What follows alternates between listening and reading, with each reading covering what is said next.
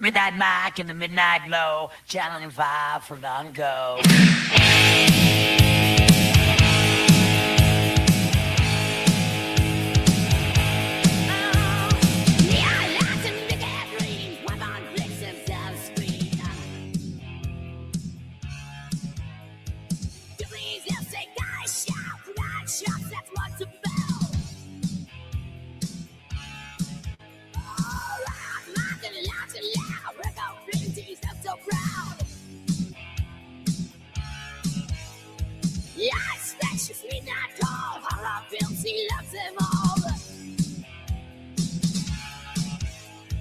Join my life and scream and shout, and you just never go. From the panic to the moonlit shore, Midnite Mike, it's what they more. Creepy feels and empty fights, living back those glorious nights. Riding high on the soldier's wave, he keeps the spirit so fierce and brave. Rock off night, living large and loud, break on treaties and so proud. What is up? What is up, Jets fans? What is up, 80s fans? What is up, 90s fans? What is up, pop culture, horror fans? All of you guys. Keep in mind, okay, I'm going to always be honest with you. I am always going to be honest with you, and I am being brutally honest when I say there's no goddamn Jets news. There's a bunch of BS around. But this is the last old school generation of the 80s and 90s. This is Midnite Mike's Wayback Machine. Usually I would not interrupt the Monday night show with this show. This show is meant to be its own show. But if there is Jets news that you want me or Maddie or someone to hit on, by all means, put it in the comments section. But I'm telling you right now, I'm not going to bullshit you. I'm not going to bullshit you and talk for an hour about the fact that like Drew Aller worked out for the Jets. I want to talk 80s and 90s, pop culture, horror, things like that, you know, music, things like that. And I actually have a brain exercise where I'm going to ask Maddie and the chat a question, and I'm just curious on your answers. And obviously I'll give my answers too. There's also something I promised on the last Midnite Mike's Wayback Machine where I told you guys that I wanted to go, if any of you grew up in the 90s, especially the early 90s, you remember infomercials.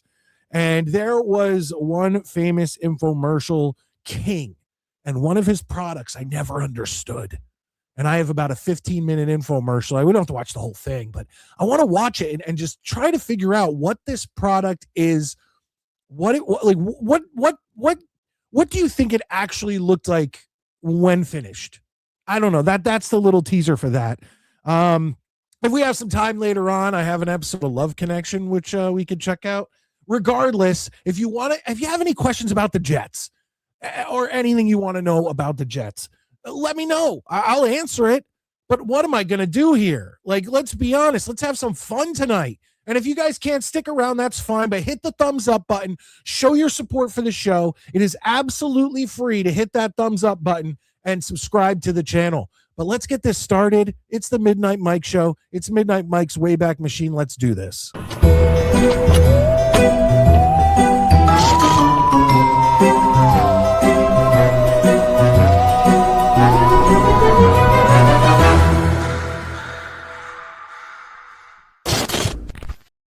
All right, without further ado, ladies and gentlemen, the Beavis to my butthead, Mr. Matty Jets. How you doing, Matty? Good, man. Can you hear me all right? No. No? No, I mean, I can hear you, but it sounds like you're just talking through a computer mic as opposed to like an actual mic. I am talking through the headphone mic. I have it just like right. It's basically about 4 inches further away from my mouth than usual. Yeah, so. It sounds like tinny. All right, well, let me plug it in then. I wanted to see if that would work. we need to get you. We can get you a regular mic. We could figure out a way to get you a regular mic. No, it's fine. I have a regular mic. I just wanted to see if this would work easier. No, then now we sound professional. That's fine. Now we sound professional. But Maddie, real quick, I don't know if you agree or disagree with me. There's nothing. There's nothing about the there is fuck all going on. Yeah, and so I just made the call. I was like, you know what? Fuck it. If people have questions in the comments, we can address them. But I have, like I told you, I have like this fun brain exercise, and I want to check out this infomercial because I'm pretty sure you'll remember it also. I think most people will. As a matter of fact, I'll give everybody a hint. It's a product of a man named Ron Popeil. Do you remember Ron Popeil? Yeah. Weird Al wrote a song called Mr. Popeil. I think I recall Remember that? Yeah, you just it was jogged all my about memory. that shit. And look at this. Me and Maddie both somehow wearing red hats with a metal band T-shirt. We did not plan that, folks. We did not call each other. Yeah. Duke, we're coming for you on Friday, bitches. Oh, is St. John's doing well now? Johnny's is in the is playing Duke Friday, and honestly, I'm not even gonna lie, dude. Just beating Duke would be enough for me. And I don't hate Duke. That's the thing. I don't hate Duke. I'm not one of those guys. But boy, the comments are great tonight. Well, I'm gonna get to them. Let me see what we got here. I see Val is in here, our first lady. Good to see her. Our resident Patriots fan there, Ryan, is in the house. I don't know who Alaska is, but welcome to the show. I appreciate you being here. Joey, where's Beast the Master? Bees the Master. I don't know if that's Beast or Bees, so I don't know. It's all what it is. But I love all you channel members in here. Joey Oliver, channel member in the house. I'm starting to like Ryan more every time, dude. Ryan, you're all right, buddy. Ali in the house, channel member. Good to see you. Just trying to find this. I know. You think I'm unaware of that? Maddie, I think I said that like 2 weeks ago. Dude, neither of our teams is making the playoffs. The beautiful thing is, I really think like Islander fans have gotten ridiculous. Like they're running around like they're hot shit on a stick, and they're still cold diarrhea in a cone. They have one phenomenal player, and they're going to get bounced if not in the first round, which I think in the first is by the second. So I'm not worried about it. Real quick, I'm just going to check out NHL.com because the last time I checked, and granted, it was a couple days ago, there's been a couple games, but they fell from being first in the Metropolitan Division to being 1 point out of the wild card. So let me just see what's going on here. Yeah, they may be. I'm paying no attention. Right now, the Islanders are the second wild card team, and the Detroit Red Wings are the third. Obviously, they wouldn't make it, but they're only is one. Islanders have 85 points. The Red Wings have 84 points. So, Islanders fans, hold your shit. Wait till you make the playoffs. Okay, when you make the playoffs, then regardless of when you get bounced, you can have that over Devils and Rangers fans. But don't start running your mouth yet. You're hanging on by a thread. Dude, like, oh my gosh. Like, the problem is that they've gotten mildly relevant with that Schaefer kid, and he is a stud. Like, there's no denying that. That guy is awesome. The Jets do not need Mac Jones. I don't like it. He's a dirty scumbag player. Fuck over there. No. Jerome, it's hanging good, buddy. Yeah, it's like I say, can we talk about the fact that opening day is like 3 days away? That is true, Maddie. I mean, but once again, it's like, I'll be honest. Look, here's what's going on in my mind about baseball and the Yankees. I have no faith in them to win the World Series. And as a Yankee fan, if you're not going to win the World Series, then the season is a failure. Okay, I'm tired of just making the playoffs. I will settle for making the playoffs. No, I understand that, and I understand I sound like Jay, our resident Pittsburgh Steelers fan, but it's just the same thing every year. They go into the playoffs, first or second seat, they're looking good, whatever, and then all of a sudden it's just they fall apart. And granted, I understand we're a year removed of being in the World Series, but I'd win one. Yeah, honestly, you know what? I don't even expect the Mets to do that well this year. My buddy has way more faith in them than I do, and I have to give him credit. My friend has forgotten more about baseball than you and I will ever know. Like, he is that guy.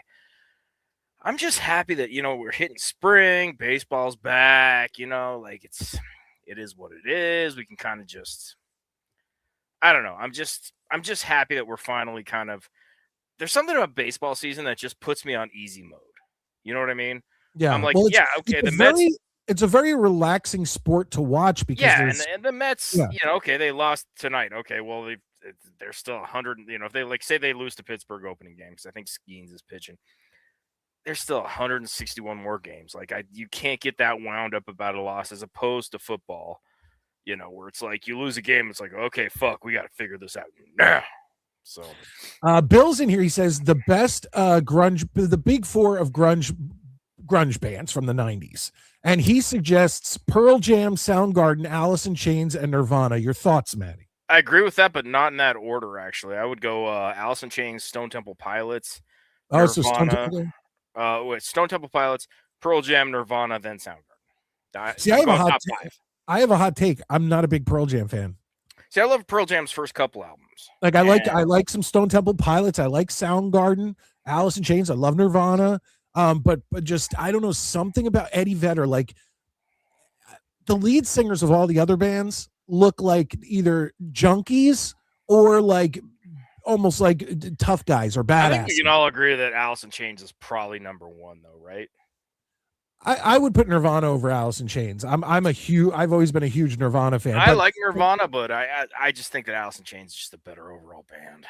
My whole thing with Pearl Jam is that Pearl Jam Eddie Vedder just looked so soft to me. Well, yeah, but I don't give a shit about that. Like when I'm listening to the cassette, my Walkman.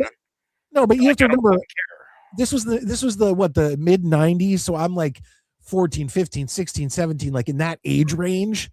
And like, I don't know. You want. Dude, when I'm listening to that tape in my Walkman, I don't give a shit what he looks like. Yeah, but also his every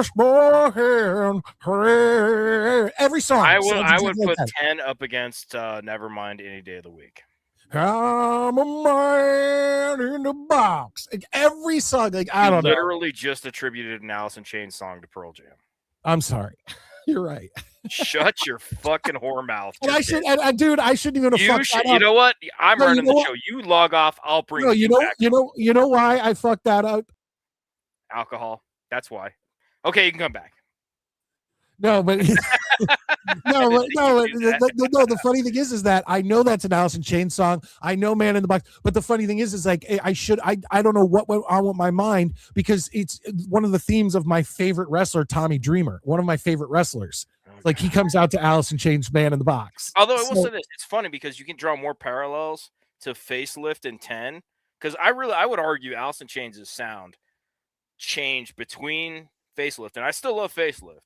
But it changed between Facelift and Dirt a little bit, and it's like they took a good band, and I feel like they perfected it. I maintain Dirt is one of the best albums. I mean, Dirt is in my top 10 of all albums of all time, so look, I love Dirt. Dirt is my shit. Rashad comes in, hey, yo, Mike and Maddie, coming to you from where, baby. Yep, up there in Buffalo. My man, he's keeping it strong up there. Beast not playing the game right, throwing in Slayer, Destruction, Creator, and Death, not grunge bands. But I don't know. He seems to think talking shit to me is a good idea, which is really a bad idea. Well, there you go. Jerome wants to see how you're doing. Good, buddy. Good, Jerome, man. It's good to hear from you. So I have great news for those of you that have been fans of the show for a while. We are probably going to have air conditioning this summer. Ooh, nice. Central air? Going down for real. Or at least some window. We have XL out here. We don't have central air. But we have so we were freaked out. So we had the guy come out and my wife's like, have him look at shit, we'll see. And we're both like, just like, fuck, this is going to cost us like $1 trillion. And we're going to have to sell one of the kids. And I had one picked out to sell. And dude comes in. He's like, yeah, man. Oh shit, I can get you so many rebates and all this cool shit. This thing might cost you like $3,000. And I'm like, dude, I'm gonna toss your salad in my backyard. I was so happy. I texted my wife. So today's my wife's birthday. I texted her. She was out with the girls having lunch, and I was like, I have some good news for you when you get home. So I'm stoked. Thank you, Valerie, for the congratulations. But yeah, I might not be sweating like fucking John Wayne Gacy at a Boy Scout meeting for the shows over the summer. Bill says Alice in Chains rules. Scott says Pearl Jam is number one. Love Pearl says Nirvana's overrated. Alice in Chains is okay. Pearl Jam never heard of. You've never heard of Pearl Jam? Soundgarden boring. I don't. Pearl Jam and deodorant. Nick, whole different genre I of think music. Nick is rage baiting us. I like Third Eye Blind, but they are not in the same league. No. Babe. And once again, like I like Motorhead, but unfortunately, Motorhead rules. But when Motorhead and Maddie, Ozzy did some collaborations, that was the shit. Hellraiser with Lemmy and Ozzy is one of my favorites. I wanted to point out you were talking about your central air, and I'm going to bring it back to that. The funny thing is that if things break or we need something for the house or something like that, I'm definitely a procrastinator.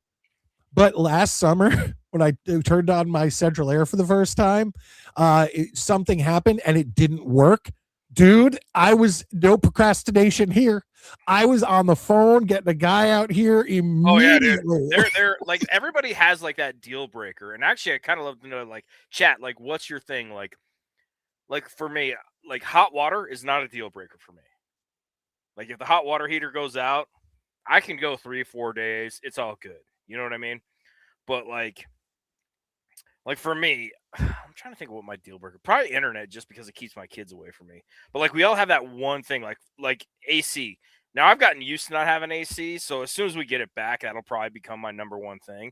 I can't without it. Dude, it could be like this past weekend. It was 46 degrees out. I went out and I was blowing like some wet leaves off my lawn lawn and stuff that was under all the snow, and I started sweating. Like, dude, I did some leaf blowing yesterday, and I was like, why is it so fucking hot out here? I'm just pushing a button. Yeah, it's crazy. There you go, Valerie. Once you have AC, you always have to have it. Agreed. 100%.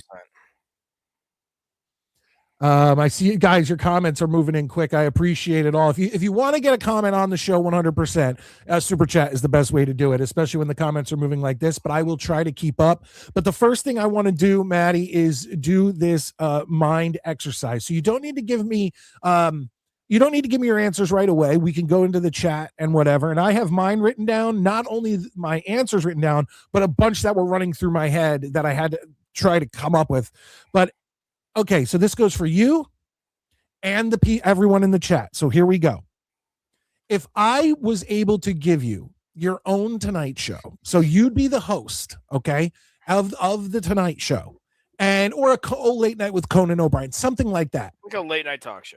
Yes, and you had a co-host, 2 guests, and a band that were all going to be on your first show. Okay, so wait, no, it's a musical guest, not the house. Yes. Okay. No, not the house band. You know how at the end of every late night show they'll have a band come on who's promoting an album. Question though, I hate to like pick at this, but I have to ask: is it today, right now? So it has to be a band. No. This is dream lineup. Okay.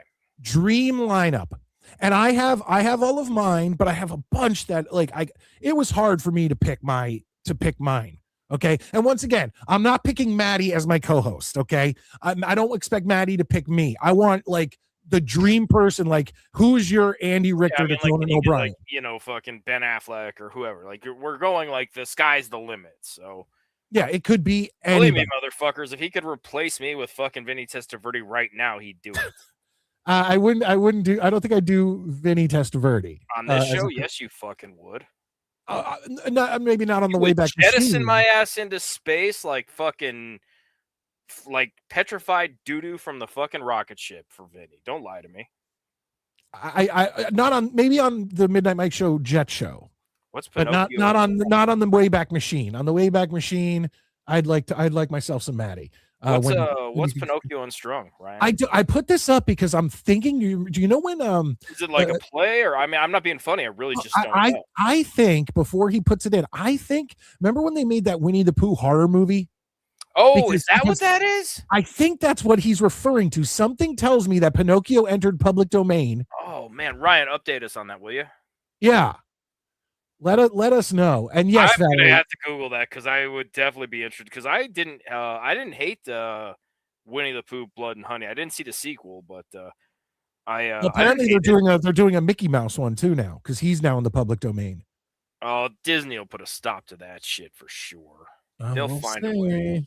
Valerie, yes, we're doing all time. So, ladies and gentlemen, you need a co-host, your first two guests, and your musical act, your band.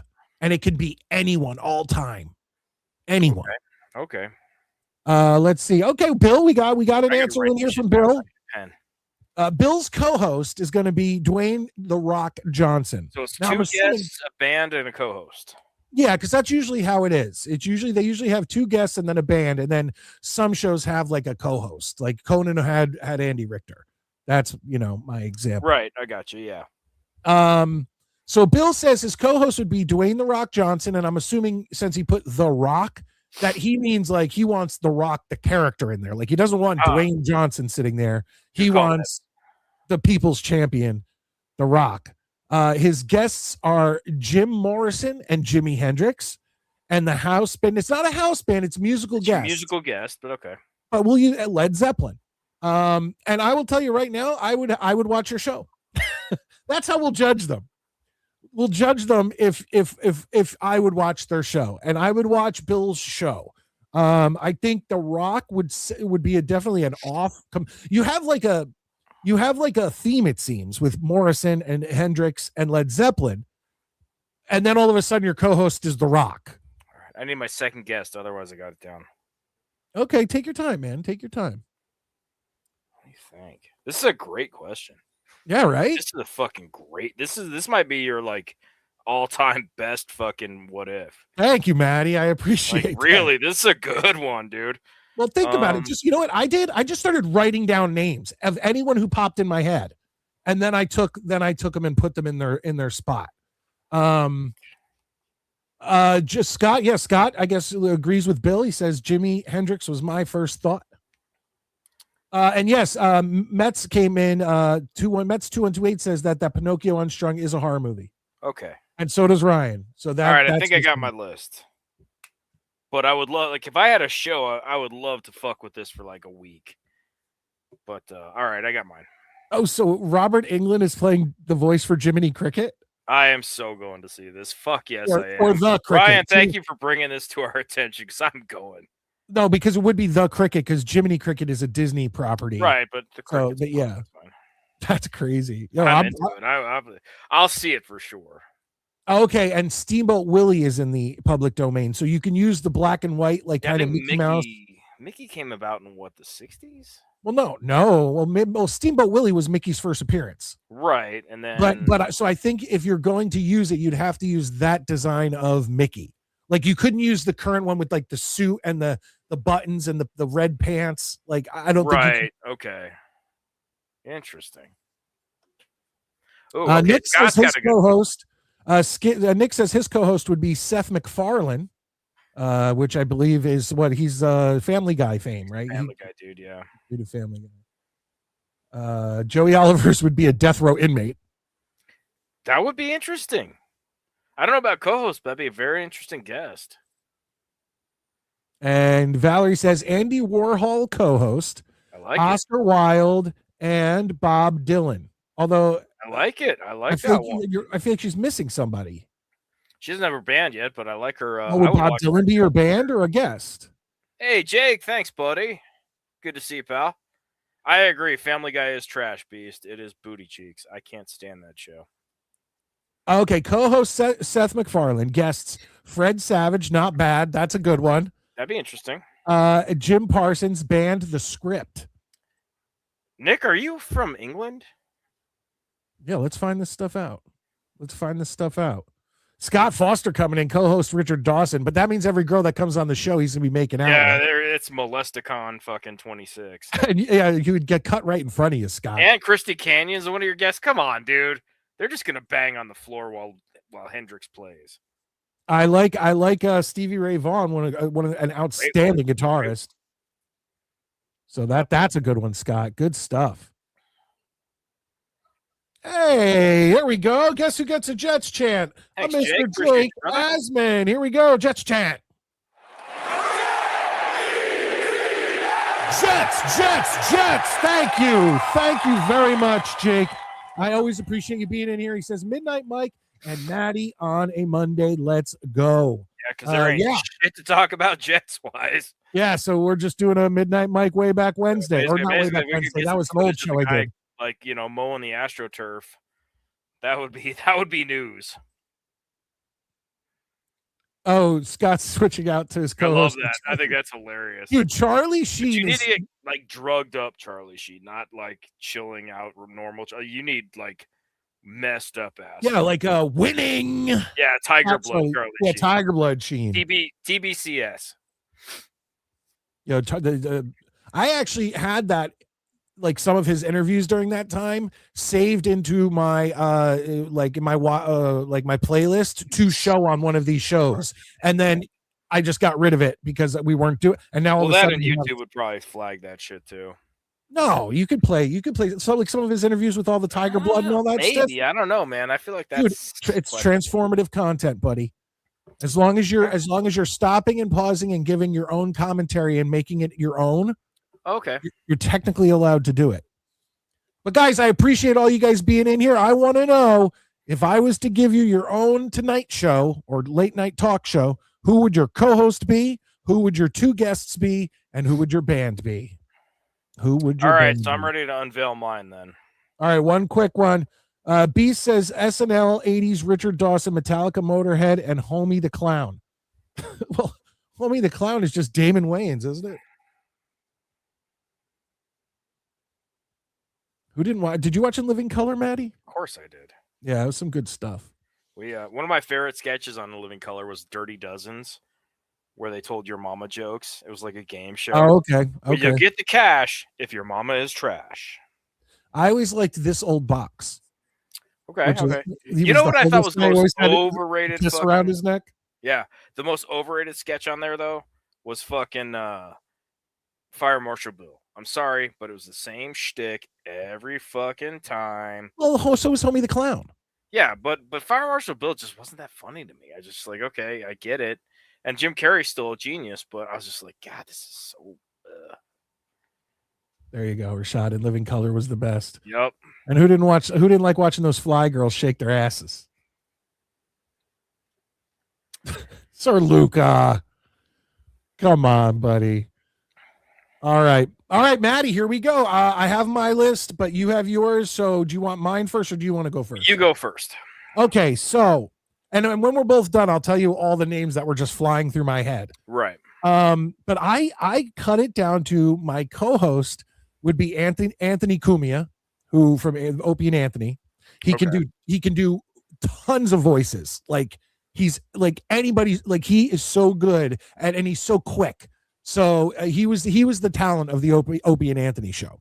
So I'd have Anthony Cumia as my co-host. Then my two guests would be Hulk Hogan and then Tom Atkins. Tom Atkins from Halloween 3, The Fog, all right. Night of the Creeps, My Bloody Valentine 3D. I just want to know. I would love to sit down and pick his brain. Yeah, get some. Okay, I like that one. Hulk Hogan, whatever. Hulk Hogan's just a hero of mine. You just want to blow Hulk Hogan. That's fine. and then my band, and once again, this I want to hear. No, but once again, there's when they perform, this is also going to be a little. I feel like controversial. My band would be the Misfits. That's a great one. Hold on, but Circa.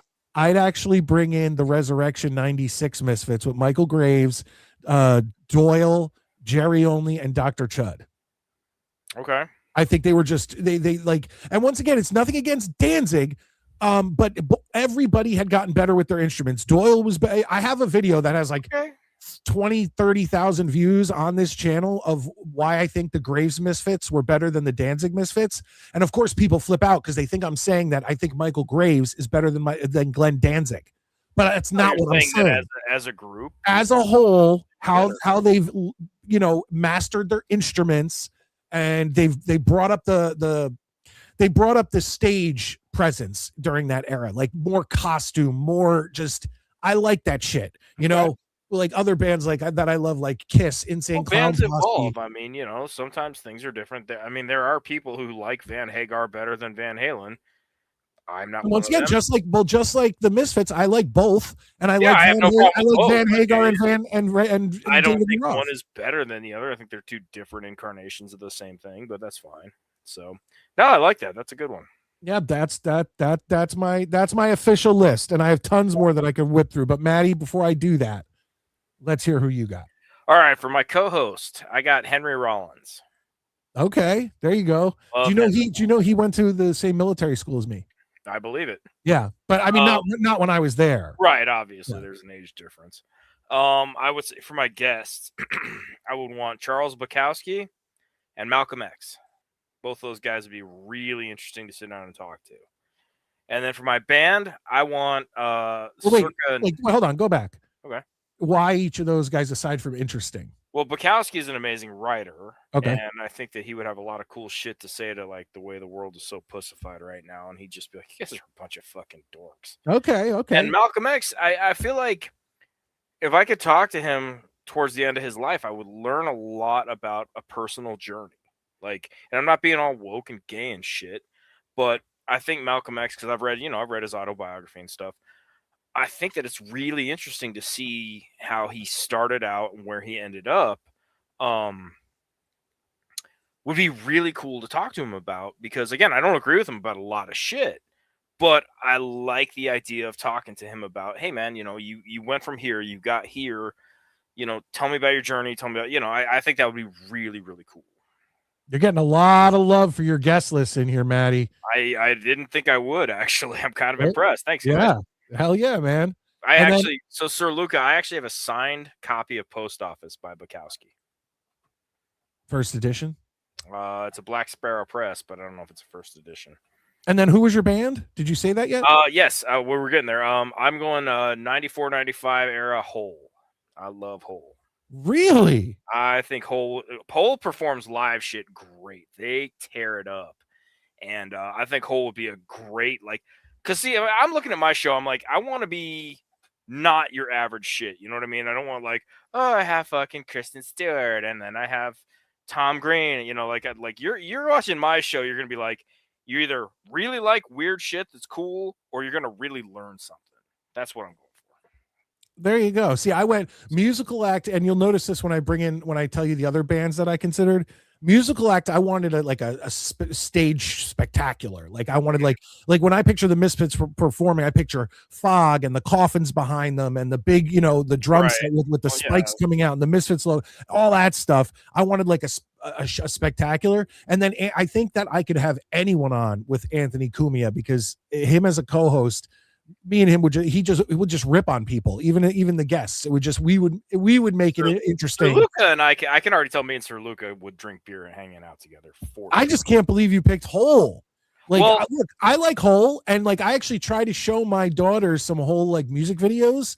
I show them Celebrity Skin just because my daughter has a pink electric guitar, right? And I want her to see women kicking ass and rocking. I always show her Go-Go's videos. Oh yeah, well the thing is, part of it is like I say, Ali was saying something. I'm reading Melissa Aftermar's her book right now, as well as I loved her solo shit. I have gear from it and everything else. So right now I'm thinking about it, and I'm like, I would want to have some chicks that kick ass and rock on the show too, because I don't think female rockers get enough credit, because some of them just tear shit up. My other thoughts were Interpol or Radiohead, or I'd love to have the Smiths, but that would kind of be a downer for the show. So yeah, she was good in the Pumpkins too, Bill. So either way, but yeah, I like I say, my show would probably get canceled after about 3 weeks. Well, we're be like, what is this stupid shit? Nobody reads. Get this shit out of here. Scott says I'd like Jeff Bridges as a guest. I would, but I feel like from what I have seen, Bridges is too political lately. Yeah, I don't want to that's the thing. I don't want to talk politics on my show. If I'm going to do a politics show, that'd be a whole different thing. But Bridges had come on there and start in about fucking politics and shit, and I would just be like, dude, I don't even care if we vote the same way. I don't want to talk politics. Duke of Just Do It comes in, says, I hate to say it, but Husey would be a good co-host. I know you don't know who Husey is. He's in the Get My Go and Dabbleverse universe. But I speak to Husey quite often, especially since he's never on the show. But I feel like I should send Husey though. Like you'd get a kick out of him, man. He's very funny. He's very quick on his like little zingers and things like that. But he's from Ireland, so he's probably asleep right now, I would assume. Right. Just going down, guys. You guys are awesome here in the comment section. I definitely we're having a appreciate very that. active comment section tonight. I like it. Well, that's what happens when you put in a fun brain exercise. No, this is one of your best questions.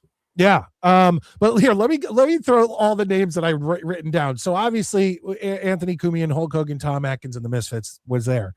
But so when I said I wanted like a spectacular like stage show, and someone put in Guar, that's a good one. I have seen Guar live. Yeah. Did you get fed to the earth maggot or no? But I got sprayed with blood like nobody's business. Well, there you go. You come home to the wife and just looked like this is before I was married, man. Me and my buddy went, and it was like you wore clothes you didn't like to that show. But okay, so these are the bands that I had. I had obviously the Misfits, who I ended up taking, but I had Kiss, Metallica, Poison, Guns N' Roses, and Alice Cooper. Cooper would have been cool too. Do you remember when he had his chain of restaurants? No. Okay, so he had a chain of restaurants called Alice Cooper Town or Alice Cooper's Town. Okay. And like the waitresses and waiters all had the makeup and the whole thing. I like Google it. It's a real thing. Like if you Google like Alice Cooper restaurant, you'll see him. Ali, man, you're absolutely right. I've watched several interviews with Billy Corgan, and the dude is so smart. You know who I like it? Whose interviews I was really impressed by, and I don't like his music, but I like him as a person, is Marilyn Manson. Oh, yes. He's also very smart. I love like listening to that guy talk about shit. I just like 3 or 4 songs back. I'm surprised he didn't end up on my list, dude. I'm a huge Manson. Yeah, like I'm just thinking the same thing. I was like, I would have totally loved to interview him too. From Portrait of American Family to Beautiful or Antichrist Superstar. I need to go get his book. I've read it, I think, but I can't remember. So, was it Hollywood? That was a great album. I think that had Disposable Teens on it. And that's one of my favorite songs of his music, but I really like him as. I love his music. See, I like him as a guy. Like, I feel like people should like when he got interviewed about Columbine, I was like, this is a dude who's not like he's not what you expect. Like, he looks ridiculous, but he has some important shit to say. Iggy Pop's the man. Yep. I still have video of Sasha as a little girl singing the song "I Want to Be Your Dog" because we used to listen to Iggy Pop and the Stooges. And another thing with Iggy Pop is that some people may not realize who are a little older, he also was Michelle Trachtenberg's dad on the Nickelodeon show The Adventures of Pete and Pete. I never watched that show, but now I am very curious. It's actually a very clever show, and it holds up. My mom used to say I looked like one of the kids from that show. Again, well, they're both redheads. 30 years ago. Yeah. But she was like, oh, yeah, Maddie looks just like that. And I was just like, I don't know. I'm fucking too old to watch Nickelodeon. Come on. Guess some prime Louis C.K. and prime George Carlin. Carlin would be awesome. I would really love to see Carlin's take on today's society. He'd probably just throw up in a garbage can and leave. I don't know. I feel like he would have gone woke too. I don't know. It'd be 50-50, man. Oh, are you telling? Are you and Ali saying that our show is a stellar podcast, or are you talking about another show that me and Maddie need to check out? Pete and Pete is awesome, and yes, you look like the little brother from that show. So he looks like the little Pete. Like, you'll have to see some pictures of me when I was like way younger. Let's see, like here's an interesting. Actually, I would say that one of you where you have the Guy Gardner picture. This is me at 18 with my little brother. I'm gonna have to make you bigger here, Maddie. Go for it. See, I think in the Guy Gardner, the one of you with the Guy Gardner haircut, I think you look more like Big Pete because Big Pete was more thin, and in that picture, you look like you're very. Yeah, thin. I was skinny as a kid, and then all this happened. Speaking of, so tomorrow, kicking off the diet, gonna be. I'm doing the same thing. Not tomorrow. I started a couple days ago. Today's the last day of my vacation. So I'm gonna quit drinking because I just know you lose weight if you quit drinking. Like that's like the biggest cheat to lose weight. That is a Gretzky jersey. Do it. A Rangers Gretzky jersey. Of course, as opposed to Well, an Oilers, a Kings, whatever. You're a Rangers fan, but teams. I've never heard of them. I've never heard of those teams that he played on for many years. Yes, that he had a dynasty with. Yeah. But so tomorrow, like I say, I went out and I spent like $175 on keto shit. Like I got burgers, cheese sticks, all this shit to just eat right. And let's just say today is the 23rd of March, my wife's birthday. And by my birthday in May, I'd better be looking good. Well, me and my wife are both trying to drop some LBs for our trip into Dollywood this summer, because we were looking at pictures from last year. We were just like, at least I was just like, I'm always like telling the girls for pictures. I'm like, girls, come stand in front of me. So they cover my gut. Right. You're like, yeah. I need belly cover. Yeah, exactly. That's exactly what I use them for. Or when you put on a shirt and you like stretch it out, and you're like, yeah. Like, oh, okay, I'm not fat. It's cool. Everything's fine. No, what I did is I started for lunch. I've started eating salads for lunch. Then I have a normal dinner, but I've tried to cut out as much like carbs. Like I eat so much bread. I didn't realize how much bread and rolls and all that stuff I was eating. Like, that's huge. I mean, yeah, because I love sandwiches. Like I love breakfast sandwiches. I make amazing fucking breakfast sandwiches. Like, I do the whole because I worked at a deli for a long time, so I make these amazing, just bacon, cheese, cheese and egg, fucking ketchup and pepper sandwiches that, just like you get in the city, just get fired out to you. And it's just like, whoa. Rashad, my birthday's in May. So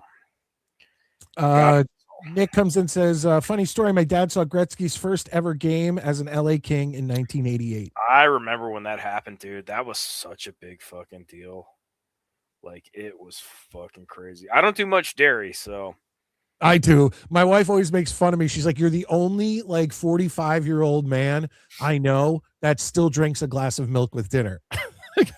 I don't do much because milk like makes me break out and shit, dude. By the way, the whole world lied to our generation, because we were led to believe that as soon as you turned 18, you would never get another zit again. See, I thought you were going to say that because of your height, no offense, that our generation was tricked into believing that if you drank milk, you'd shoot up 1.5 feet. Remember those commercials? No doubts about that. I was like, I'm lollipop killed for life. But yeah, dude, like I quit drinking. Like, and technically, by the way, I learned this: eggs are not dairy. No, they're a protein. Yeah, they're just a protein. They're not dairy. But for years, I thought eggs were dairy. Yeah, weren't they on that pyramid scale in the dairy section? Like they were, but technically, or is that like one of those what do they call, like the things that you remember differently? That what it might be, but yeah. So I milk with pizza. Oh, Bill, I can't drink. Here's the weird thing: I can't drink milk with anything with tomato sauce. I think it's gross. But I love milk with like meatloaf and mashed potatoes or tacos or you name it. But just tomato, for some reason I can't do tomato sauce. Mandela effect, yes. Yeah, dude. Our house goes through like 2 gallons of milk a week. Like, these people drink milk like it's crazy. So. Well, that's another thing I did. I mean, whole milk. First off, I don't know if I've brought this up before, but whole milk is the best for you. Period. End of story. As soon as you go into the skims and fat freeze and whatever, all they're doing is pumping a bunch of chemicals into the milk because they've removed all the fat, so it has no flavor. So they have to pump a bunch of shit into it to make it taste somewhat decent. Whole milk is the most healthy milk for you, but I did go to 2% for my diet. So yeah, I have a little jug of 2%, and then I have the whole milk for the kids. Well, like I said, dude, I'm going to basically just start sucking down water and Diet Pepsi like it's going out of style. So, and coffee, black coffee. Scott, oh yeah, with any kind of cookie or brownie, I gotta have some milk with it. Yeah, it's I'm with you on that too. Like I said, I don't drink a lot of milk, but there are a few things where you're like, this is too good. And peanut butter and jelly or peanut butter and fluff with milk. Oh my god, forget about it. I like peanut butter and honey. Am I like a 5th grade kid? Maybe. Yeah. That I still eat fluffernutters and milk. And then you have your fruit roll up. Dude, do you remember I just saw a thing on the internet that jogged my memory. Do you remember the pudding roll-ups that were like chocolate fruit roll-ups? Yeah, now that you mentioned it, I remember those. Yeah. It's kind of like Yoo-hoo. It's like fake chocolate. Yeah, it's like it tastes like chocolate, but there's nothing chocolate about this. Like the texture's not right at all. Pizza dipped in blue cheese and or ranch. Oh, ranch on pizza is like when you dip it, it's so good, but it just makes you so fat, so fat. Yeah, I like those the garlic dipping sauces that like Papa John's or Pizza Hut yeah, or those whatever. are good too. Those are Love good. Love those, but they make my breath stink. Like that garlic sauce stays on your breath forever. Yeah, you have to sleep that off. So funny. I love how our comment section's all about milk right now. Oh, I know, dude. It's funny. Oh, here we go. Okay, Derek the Cop says the food pyramid was created by the food industry to sell foods, just like Kellogg's created the slogan "Breakfast is the most important meal of the day." Okay. Speaking of, so hold on, Scott. Fluff is basically marshmallow spread. Yeah, dude. It's like if mayo was marshmallows. Correct, and it's so good. Describe it. It's insanely good, and like you eat it, and you can hear yourself getting fatter, and your arteries clanging shut. Like, oh no, Valerie, come on. You know what's funny is I don't think I could eat fluff now. Oh, like, dude, I can eat it right out of the... There's a lot of shit that's just too sweet for me. You know what I mean? Like as a kid, I could eat like the craziest shit, but like as an adult, I'm like that shit's just too. I don't think I can do fluff anymore. Bill, I guess I'm gonna go visit Bill. I was gonna say, Bill, do you got an extra room? Yeah, we're gonna go live next to the fluff factory. Oh yeah, ranch. I don't do blue cheese on my wings. I want ranch. I don't like blue cheese in general, and people give me shit about it. Like my uncle, who I love my uncle. My uncle's one of my favorite people. He's one of my heroes, and he loves blue cheese. And we'll go out to eat, and he'll get blue cheese, and I'm just like, God, even the smell of it just makes me want to leave the table. No, well, the thing is that fluff is basically marshmallow. Period. He said he compared it to. There's no mayo in it. It's literally marshmallow. That's it's just the same like look. It's just this white spread. But fluff with peanut butter and fluff. They call it a fluffernutter. A peanut butter and fluff on a sandwich is. I remember liking that as a kid. I haven't had blow your mind, Scott. Years. I don't think you can even get fluff in Denver. You can get fluff. You can get fluff anywhere, man. I'm sure I can get it from Amazon. Oh, real quick, I told you my other bands. My other guests that were nominated was John Carpenter, Kane Hodder, Don Mancini, the creator of the Child's Play franchise, Donald Trump, and that was that. Interesting. I mean, now to be fair, I did kind of very apropos of you.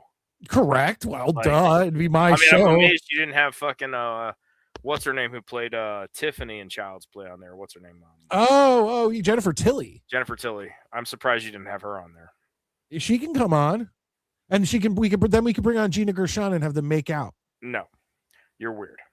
No, that's what movie was that from? Where those two like hooked up in the movie? Oh man, it was good. You and I watch movies for very different fucking reasons. I would have Jennifer Tilly on though, because when she took that role in Child's Play, she was kind of at like the height of her powers. Like people really liked her, so it's kind of like that was kind of a gutsy choice. So I would want to talk to her about that. The height of her powers. Well, I mean, after Liar Liar, everybody knew who Jennifer Tilly was. You know what I mean? Oh yeah, absolutely. And I think Bride of Chucky was like 3 years later at most. I mean, and that's how long it takes to get a movie out. Fuck, I had a thing and I just lost it. Now, the thing is, I didn't do a lot of historical people before I was born. Pretty much everybody on my whole list. And I realized obviously, if I could go back in time, I mean, there's people, but when my mind started working, it just started going. Say Hitler and move on.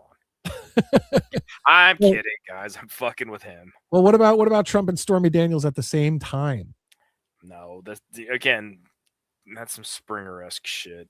I would never do anybody political. Like I really wouldn't. Because I remember watching like Arsenio Hall back in the early '90s, and he had like Clinton on, and I think he had Dukakis on. He had all those guys, and you got to realize, like, for me, I'm like 13 years old, 12 years old. I'm like, this is not what I want to see. I don't give a shit about these guys. He had to. He probably would have had to have. No, if you do a network television show.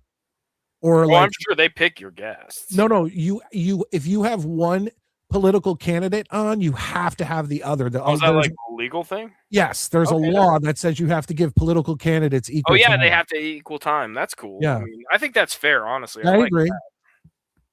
I agree. I like that. Oh, what are your thoughts on banana pudding, real quick? I love it. Yeah, man, with the little what are those Nilla wafers that you can put on top? Oh, dude, don't even get me started. But as pudding go, I will still always be a tapioca man. Really? I love tapioca pudding. But See, I also love bread pudding. Bread pudding's also the shit. Well, I love the banana pudding. I'll put that out there. I love the chocolate and vanilla, like striped pudding where it's both. Okay, yeah. Oh, yeah, that's and great. then I love butterscotch pudding. Oh, butterscotch rules, and it doesn't get enough credit. Yeah. Oh, there you go. Tapioca is the bomb. Love tapioca, dude. So Maddie, do you want me to put the link in the description, or do you want to do the infomercial? Let's do the infomercial, then do the link. I have got to go pee really bad. So well, then why don't you go do that? Give me a call. Hold my calls. I'll hold my balls. All right, perfect. All right, ladies and gentlemen, I'm gonna keep going into the comments, guys. I've done the talk show thing. I loved all your guys' answers on that, and then of course now we've gotten into peanut butter and fluff and fluffernutters and puddings and all this other stuff. Yeah, banana is good. Yeah, well, no, you're right. Diet, you guys. I know. Here we are. That's why I've been on a diet now for 4 or 5 days. And now we bring up food, and I'm just like, oh man, banana pudding, oh peanut butter and fluff, oh, and I'm just like, yeah. Now my whole mouth is filling with saliva. Oh my god, I just want to eat. Guys, do me a favor, hit that like button. Show your support for the show if you have not, and tell people about Midnite Mike's Wayback Machine. Once again, usually this would not take over a Monday Night Jets show, but like I said, if you had anything Jets you wanted to talk about, I offered you to put it in the comments, and nobody put anything in because there's no Jets news, and I'm not going to bullshit you. And my other love, aside from sports, is the last old school generation, maybe 70s, but mostly 80s and 90s. That last generation that went outside and played. That last generation that had just a TV in the living room, and that's pretty much all you had. You know, that last generation where your mom will call you in, you'd sit down at dinner. The last generation where you'd go get on your bike and meet up with your friends, and you'd at a certain spot because if you called your friend and he wasn't home, there was no way to get in touch with him. And the reason I call it the last old school generation is because kids grew up like that in the 90s, the 80s, the 70s, the 60s, the 50s. It didn't ever change. Since television was invented, it never changed until the internet came out and boomed in and around the late 90s into the 2000s, really. So I just, that generation of people that were kids from the 50s to the year 2000, it was like we can all relate to each other because we all had the same childhoods. I didn't have a computer or internet in my house till I was like a senior in high school. You know, like 99, maybe that's when we got it, in 1999. You know, we had, you know, in the basement we had an old Apple that had one of those printers that you could print a banner and it would go zzz, zzz, and just to print out like happy birthday took like 8 hours. Like you'd have to start printing it when you went to bed, and then you'd wake up in the morning and it'd be just finishing up. But you guys know what I'm talking about. All right, Maddie's back. Here we go. And you had to pull those the sides off of it. Oh, with the holes, yeah. The holes, yeah. Oh, Chris, don't rub it in, man. We're on diets. That's what I said to Valerie. Said, guys, you're on diets, and we're just talking about all this like ridiculous food. Well, I'm not on a diet till tomorrow, so. Oh, so tonight you can still do that. Yeah, I don't think I'm having a banana cream smoothie right now, but. Oh, so Scott wants you to go to Beast's house and pee out his window. Okay. All right, we're doing it. I was always a fan of Goobers. Aren't those just chocolate covered peanuts? I'm pretty sure. You know what I hate? No, I hate Whoppers.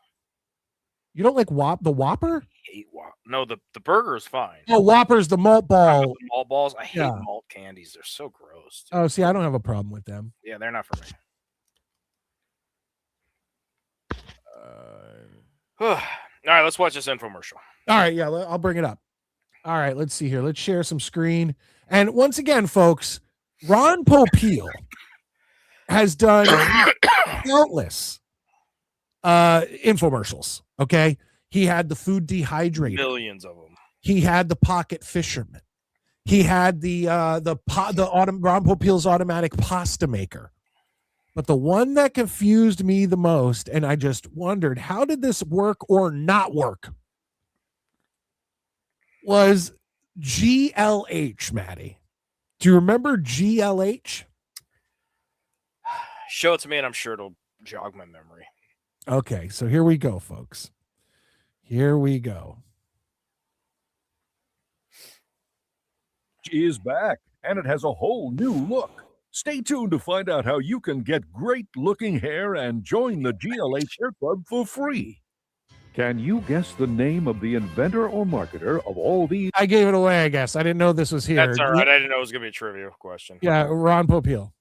Oh, look at all the things he made. Okay, they're going to show you all that. Look at it. The Chopomatic. Vegematic. I love the Vegematic. Food dehydrator, pasta and sausage maker, pocket fisherman, Mr. Microphone, kitchen magician, miracle. Mr. Microphone. Hey, ladies, we'll be back to pick you up later. Kitchen magician. I remember that one. The Miracle Brew. Miracle brush, record I back, and remember that roller one. measure, Mr. Dennis, smokeless Here he ashtray, comes, inside the the HL man egg scramble, who clean is air the machine, incredible bagel cutter, inventor, door Ron saver, seal a meal, Why is beer, wine. It's talking over itself. Yeah, the production values kind of sucked in the 90s. Stud setter, paddle and jar cutter, auto cut, power wheel, ornamental ice box. All right, we're going to go. So what you're going to show us, and I want to here we know go. why you got turned on to a product like this. We have these pictures over here. We're going to show people Now, that looks like this product is amazing, right? Yeah, that looks like somebody just like created a new head of hair for this person. Okay. how to get rid of bald spots. We're going to show women. That guy on the bottom was not a bald spot. That was a bald head. Yeah, that was a fully bald head. That is like 1 millimeter away from the friar tuck. Yeah, I mean, Here, we're going to show people how to get rid of bald spots. We're going to show women who have thinning hair to solve their problem. It's called GLH Formula 9. Number 9, I right. promised you it could change a lot of lives. And what's interesting is 9 different colors. He's got the market cornered. it's great for men to use. It's good for women to use. Limp. I don't, just that word doesn't go with hair. A to me. lot of women have thinning hair and problems that way. I have the product that solves the problem. And there's no ands, He looks ifs, or like he buts would be a about it. senior official at OCP Corporations from RoboCop, for sure. I agree with you. I was about to say he is a very like corporate, but He looks like he'd be possibly Ronnie evil. Cox's like son. Or Yeah, like son-in-law. he definitely has like an evil look to him. Oh, I mean, absolutely. not once he starts talking, he sounds like a Yeah, it's genuine. fine, but just the look, you're like, this dude would for sure tell you to like drink cyanide because you'll pee better. Yeah, he definitely. I'm going to show you how that product works. Now, over here, we have a I wonder if Ron Popeil's going to do it to his own head, because did you notice he had a bald spot? Ron some Popeil. pictures. And you folks out there who are familiar with infomercials and commercials, you always hear testimonials on, I use the product and it's wonderful, I have it and it's great.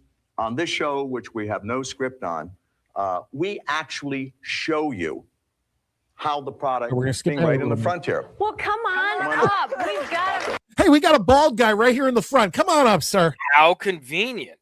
It looks like there's a few bald people in the front. find out. Sit down right there, and I'm going to do him. I'm going to bring There up are some way other bolder people in our out there in that audience already. And he just said, I'm going to do him. Score. Dirty. audience. I'd like to get maybe this gentleman over here. Would you mind coming up, sir? Thank you. Everybody in the front is bald. Everybody's like, shame. Just go ahead. Let's embarrass me. Do you think that they, like, to get people in here, they were like, hey, are you bald? Come see a free presentation. I But- guarantee you these are all plants, dude. Like everybody in this audience is like Yeah, it's not that big of an audience. They could find 20 people who need a paycheck. 100%. It's like $15. Yeah. Hi. What's your name? Art. Hi, Art. Sit Well, down. before he does that, Okay. I'd like you to go back to Wait, the no. mirror over there, All right, right. and I need let's have Right another there. individual. That's This lady, it. right, That's your end zone. No, but the funny thing is he had a big bald There's like a spot in front, whole too. fucking missing section right here. right here. Hi. What's your name? Remember that? Hello, Betty. How Hi, are Betty. you? I'm Ron What? Popeil. Betty, here. Look at. Bring Hulk Hogan on. Right? Dude, Hogan, thin Hogan. Just sitting there, ready to go. Little hair plugs Betty had- himself. Well, actually, Betty, your hair is thin all over. That's normal. There's nothing wrong with that lady's hair. She's an old lady. Isn't it? I mean, you can see scalp through your hair. Now, Maddie, do you remember what this product is yet? Isn't it just like a spray-on fucking tan? Like, if I remember right, it's just there's no hair there. It just literally is like painting your head black if your hair is black. Correct, but it does in the infomercial. It looks like more hair appears. Well, yeah, those pictures they showed, it was like, oh look, there's a whole rug there. No, but watch when he does it. That's what I'm saying. This always confused me as a kid. So here we go. It's such a common problem, Ron, for women, and I think when we he's really milking this though. Like he should already. We're 3 minutes in, and I feel like for an infomercial, if you're paying to have your product on, you need to get it to people immediately. How it works. Right. Yeah. There's like I've already changed the channel if I'm at home. Correct. You need to, and now maybe that's the short attention span of 2026 people, but. You know, this is no TikTok. This is going on a little while. Thinning hair and baldness, we think it's men. Women are very concerned, aren't you, Betty? Wonderful for women. I'm going to use one more gentleman, and I'll get you just a little bit later. Let me get this gentleman right over here. You're already a mess. Come on up, sir. Hi, what's your name? Jim. I'm Ron Popeil. Nice to meet you. Hi, Jim. Please sit down. It's important to know.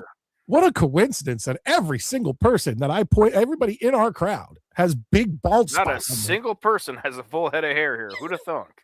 They wouldn't have let me in that studio. That what we have here is a gentleman with nearly white hair, a gentleman with black and silver hair. Black, right. Betty's is silver black. Art's is coal He black. doesn't need anything. That dude needs his forehead fixed. Yeah, that old lady. They could. I feel like they could have found a better lady. Fuck alone, man. She's fine.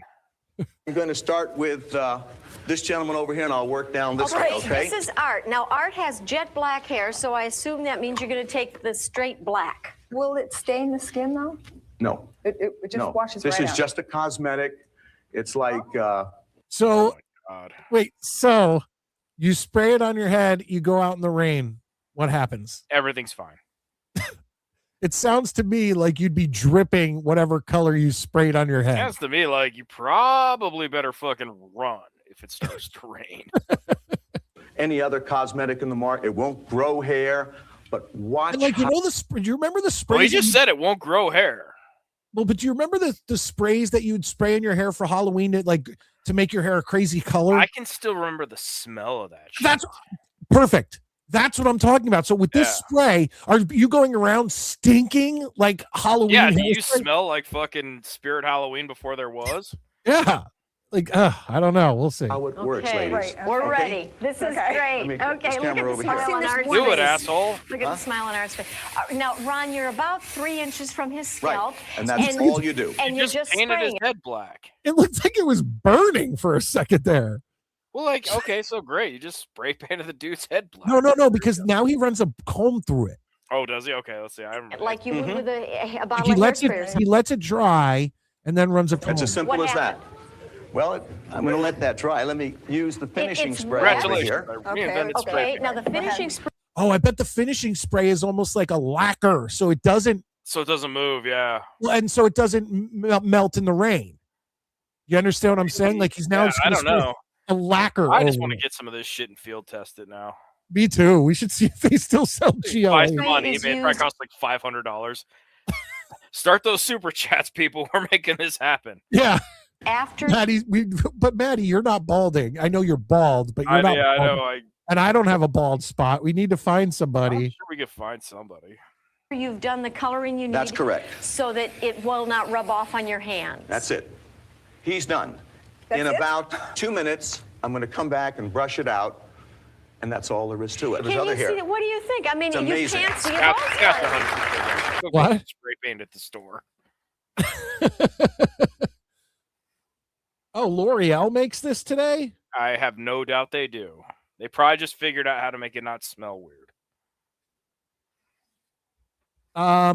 Scott, when I used to be in a punk band, and when I used to do either a Mohawk or Liberty Spikes, I would use unflavored, unscented Knox gelatin, and I would use it to put my spikes or Mohawk up. And that would literally, once it was dry, I could dive into a pool, come up the other end, and nothing will have moved.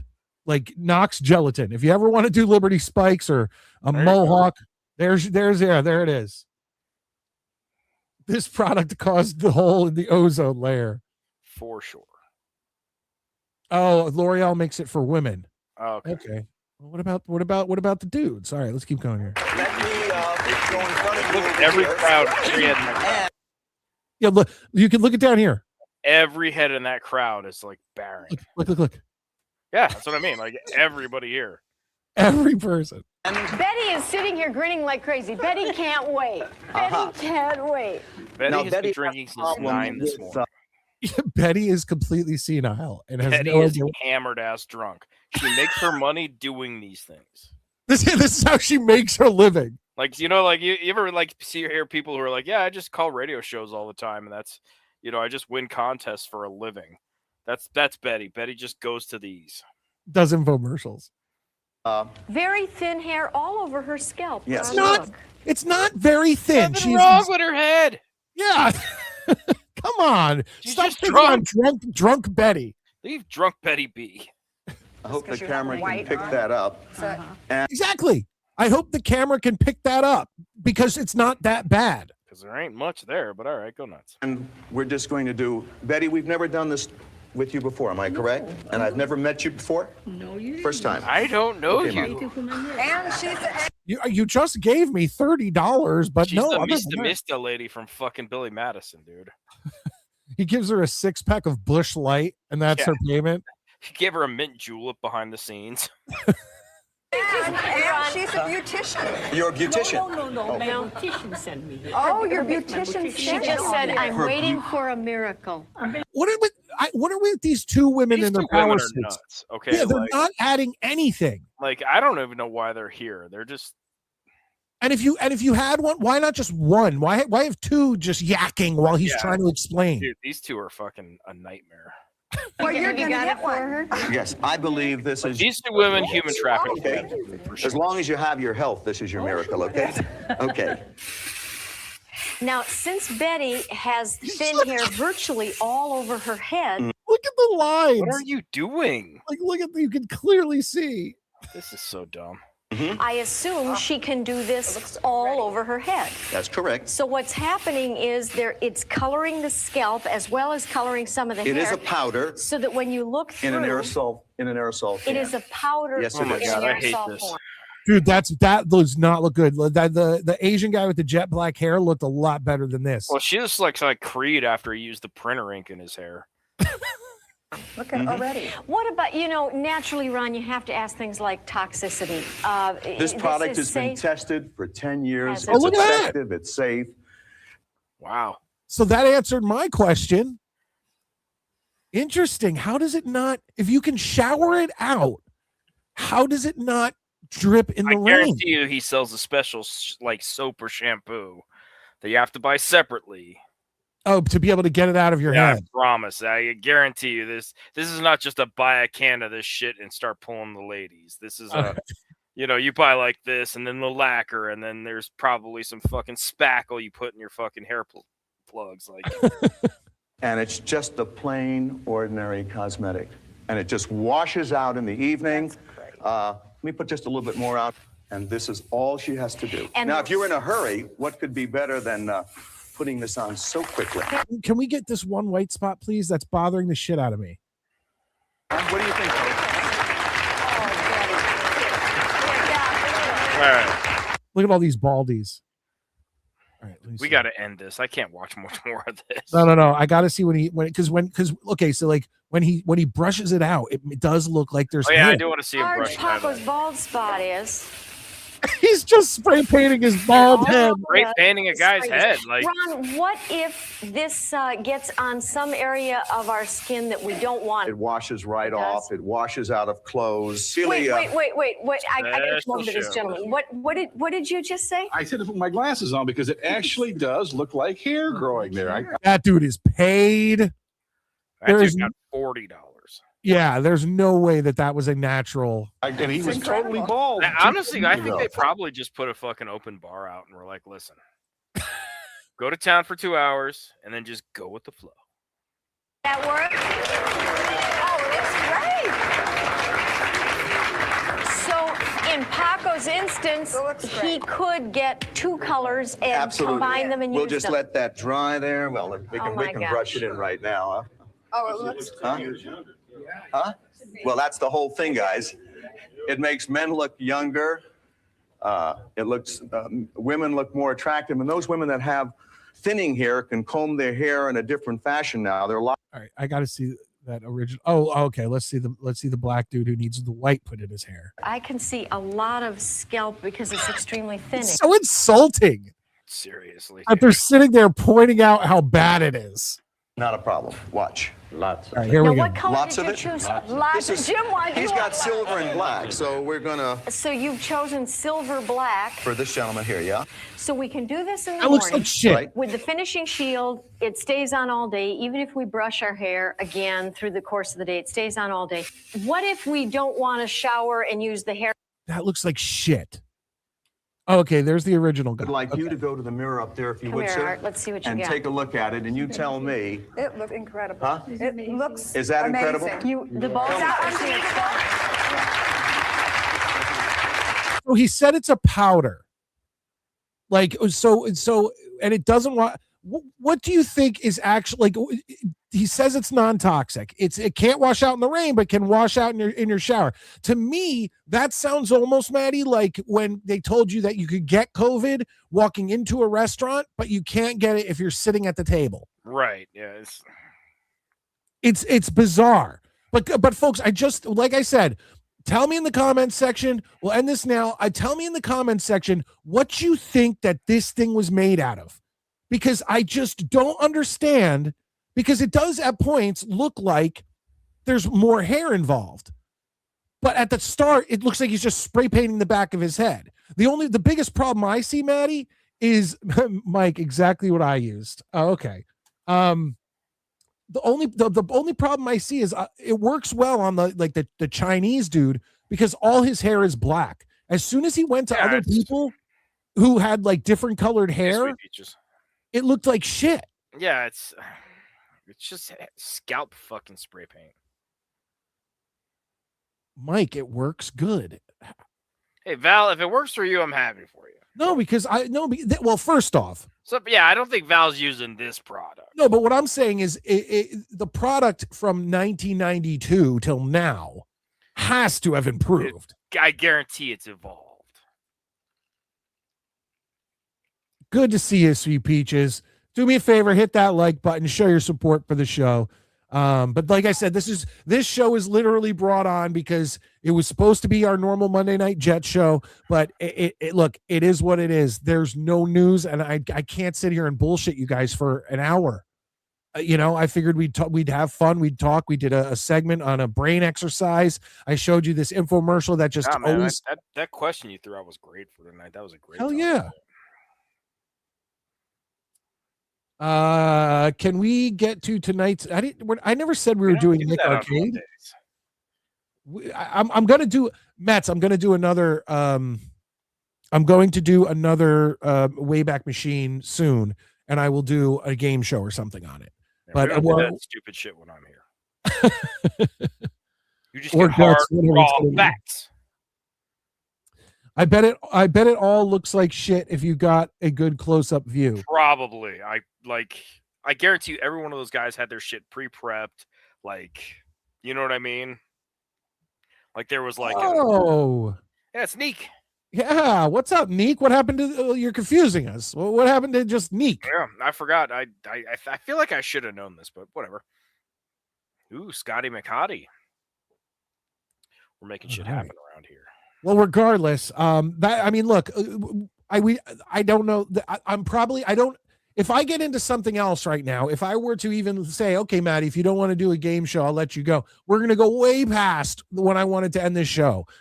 So I think we're just once again. I want to get people in to talk about who their co-hosts are, like their bands, shit like that. I think we can. Well, let me ask all of you who are new in here who weren't here for the original question. I asked Maddie and I asked the chat about an hour ago. If I was to give you your own Tonight Show, your own late night talk show, who would it could be anyone you want, dead or alive, whatever. Who would be your co-host?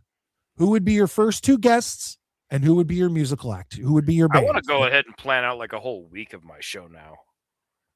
Oh, like a whole Monday through Friday. I want to do Monday through Friday. Like who would I have? Like now, like I'm totally gonna do that at work.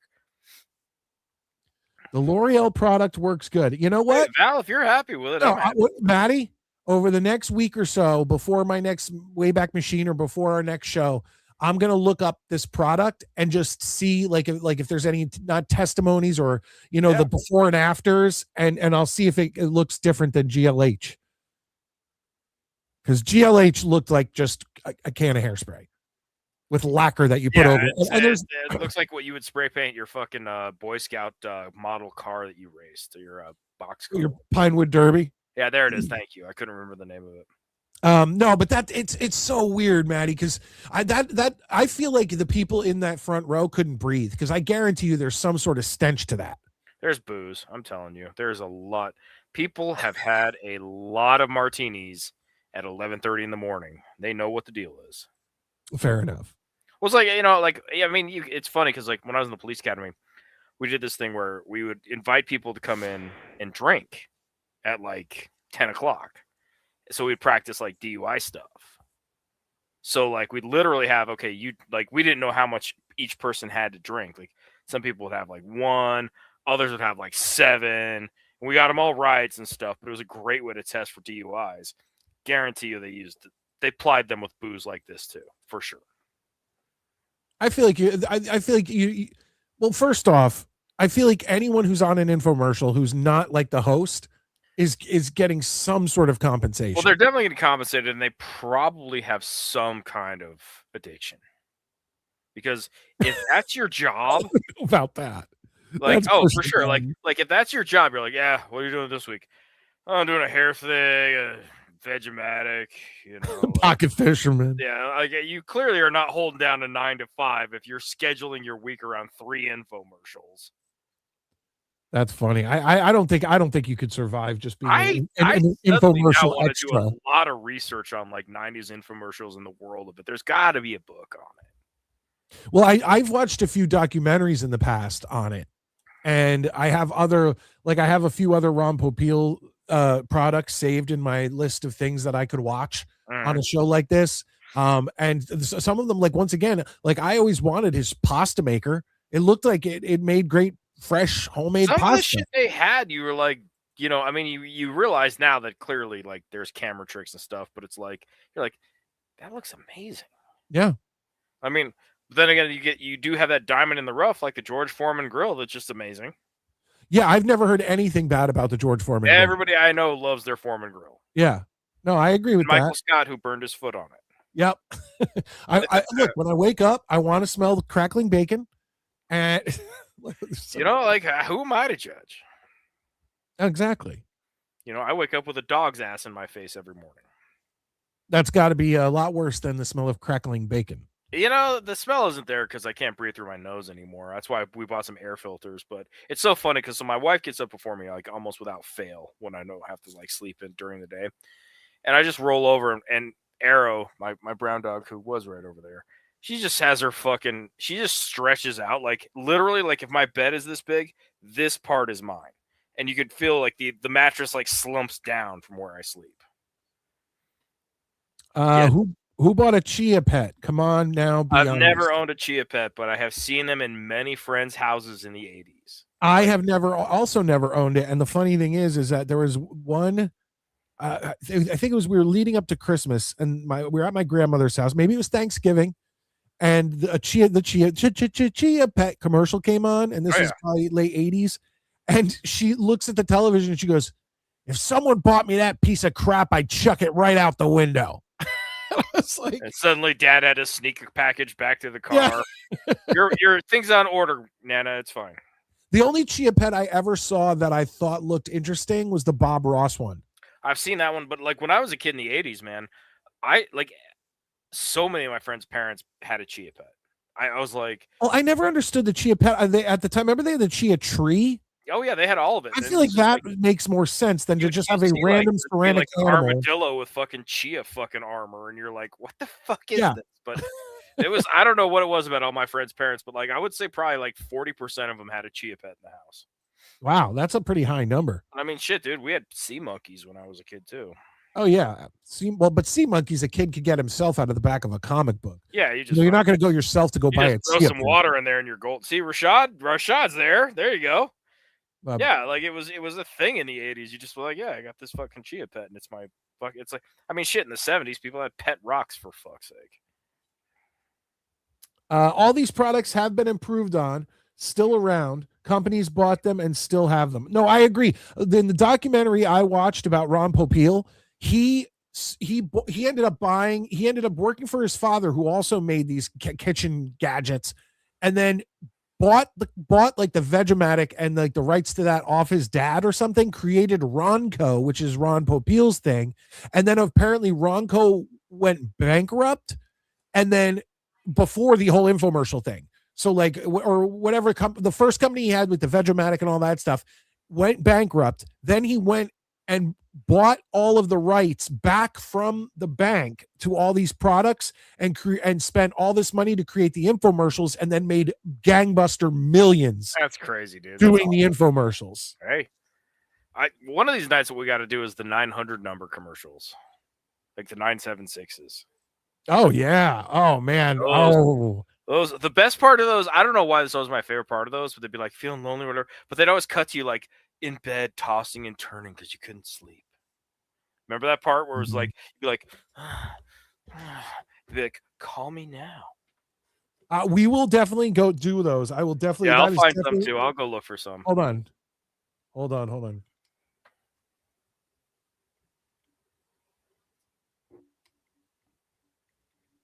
Now, there wasn't just sex ones. Oh no, there was all kinds of them, dude. It was like just called a bullshit. Called to just talk to people in your area that have nothing going on. Like there was all kinds. You know what I was surprised by? That there was never that I ever saw a Star Trek one. Like call local Trekkies to just. Dude, I bet there was. There probably was. I just never saw a commercial for it. But that was when I was like, those nerds are everywhere, man. This is, hold on, I got one. This is the one that always made me laugh. I just thought was the most bizarre one, because you've got to be a real dumbass to think that any of this is true, of like how they're going to call you back and all this other stuff. But here we go, folks. This was the infomercial for the two Coreys. Oh, the Coreys. Oh yeah. Here we go. Look. Simpson joke about this. Did they? Oh no, yes, she had like. Yeah, Lisa kept calling the Corey hotline. Yeah, so check this out, folks. This was Corey Haim and Corey Feldman's 900 number. Feldman are giving out their personal numbers. If you call 1-900-409-3700, Yeah, personal numbers. Yeah. You can listen to their private phone messages and get their personal Why do number. they look like they're gonna have sex? Of your own. $2 the first. According to Corey Feldman, Corey Haim did try to have sex with him several times, because Corey Haim was in Hollywood and was being like sexually molested by people like Charlie Sheen. And then he thought it was normal, and then it would get drunk at parties and try to have sex with Corey Feldman. I like Corey Feldman as an actor, but I really don't believe it. No, Corey Feldman tells some tall tales. He is crazy. Minute 45 cents each additional minute. Ask your parents before you call. 1-900-909-3700. There's a principal. If you call me right now, I'll give you my. Corey Feldman's in our gym again. No, that's from the janitor pulled out the bleachers and he's fucking in there again. That's from a movie. Well, that's from he did a movie. It's unnerving that you know this. Was that Dream a Little Dream? Yes. Oh, I know a lot, but you know the name of the movie. That's literally the only Corey Feldman movie I know that's not like a License to Drive. He wasn't in License to Drive, was he? Yeah, it was. That was a two Corey's movie. I thought Corey Haim was the only one there because I know Heather Graham was in that one. No, License to Drive and Dream a Little Dream were both two Corey movies. Lost Boys is another one. Well, Lost Boys is a good movie, though. No, absolutely it is. Hold on, let's just finish. There's a couple seconds left. Number. You call that number, and you'll hear a recording, and I'll give you my personal number if you call that, and we'll wrap. Yeah, that's totally gonna happen. Like, seems legit for fucking $8 a minute. Like, look, it's so simple. You call that number, we charge you $5.99, and then we'll give you our personal phone number, and you can call us up, and we'll just call us, any time of the day, because I'm like 19 and I just take calls all day long. Oh, check this out. How about, remember Dionne Warwick? Oh, Dionne Warwick and her was psychic great. friends. Well, let's not forget Miss Cleo. Oh yeah, call me now for your Hear free me now. 1-900 don't open the bill, Mom. Yeah. You know what? I'll be honest. I don't think I ever called the 900 number. I never called any of them because I don't want to talk to Corey Haim and Corey Feldman. And Freddy Krueger had one too. I might have called that if I'd have seen that one. But what I'm saying is I never called it because I knew that I knew my parents would see it. Oh, dude, my parents would murder me in a fucking heartbeat to be like, what is this $19 charge on the did you call Saigon? Yes, we know Goonies. We were trying to name Corey and Corey movies. Yeah. Obviously, we could have said Goonies and Gremlins and Friday the 13th Part 4, and we could have gone through Corey Feldman movies. But yeah, you're right. Goonies never die. That's fair enough. You know what, though? Goonies does not translate as an adult. I loved Goonies as a kid, but... I know you said that before, and it pisses me off. Well, get over it, fuckface. I'll give you my personal number if you promise to bring heroin. I'm listening. No, well, I think he's referring to the two Corys who had sure. their drug Like, problems. Can you bring a fucking Mad Dog 2020? But yeah, no, on a future upcoming show, I'll find like a. Yeah, I'm gonna have to do the 900 number-a-thon. Yeah, well, I'll find a bunch of them, or maybe if you guys want to see something really funny that we probably can't show on this show, there's a great one. If you look up the gangster party line, and it's very like lot of like, throwing down some shit. Why don't? Well, there's some N-words in it. Wait, so it wasn't real. It is real, actually. What's funny is, so it was a YouTube sketch where you call up and just talk shit to other thugs. Okay. So it wasn't real. It wasn't the phone real. Number is real. So like the guys who created it to this day keep that number up, and every once in a while they answer it. Really? Yeah. Look up Gangster Party Line. I already got it. Yeah. Trust me. Like everybody do it. Thank me later. It's fucking hilarious. Thank you later. I'll put it up right now. I don't care. All right. Well, that's on you. I just work here. It's fucking hilarious. All right. Let's see what this is We are all about. so getting canceled. Sup, nigga? Right off the bat. I warned you. That was an A, and it was said by a black man. You've already fucking crossed the line. Just go. No, well, I'm saying it was the A at the end. Yeah, I know, but just fucking let it go. It's so fun. Want to talk some shit? Call me. Start some shit, bitch. Real number. Sup, fool? You gonna talk shit about me, homie? Where you from? Hundreds of niggas is waiting for your motherfucking call, and they all talking shit about you right now. You want to sell that shit? Call these motherfuckers ASAP. Yeah, I said some shit. What? Man, fuck you and your bone spurs. The hardest niggas is one of my favorite lines. So this is really funny because I could picture, like, not necessarily guys who actually are hard. Hey, what's up, buddy?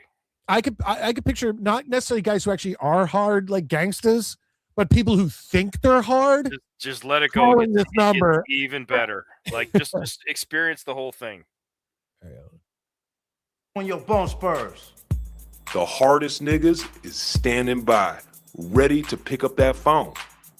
Buff niggas, dark niggas, Asian niggas, oh my God, white niggas. Suck my dick, bitch. Fuck you. 1213 This is the scene. This is what I'm talking about. Right here.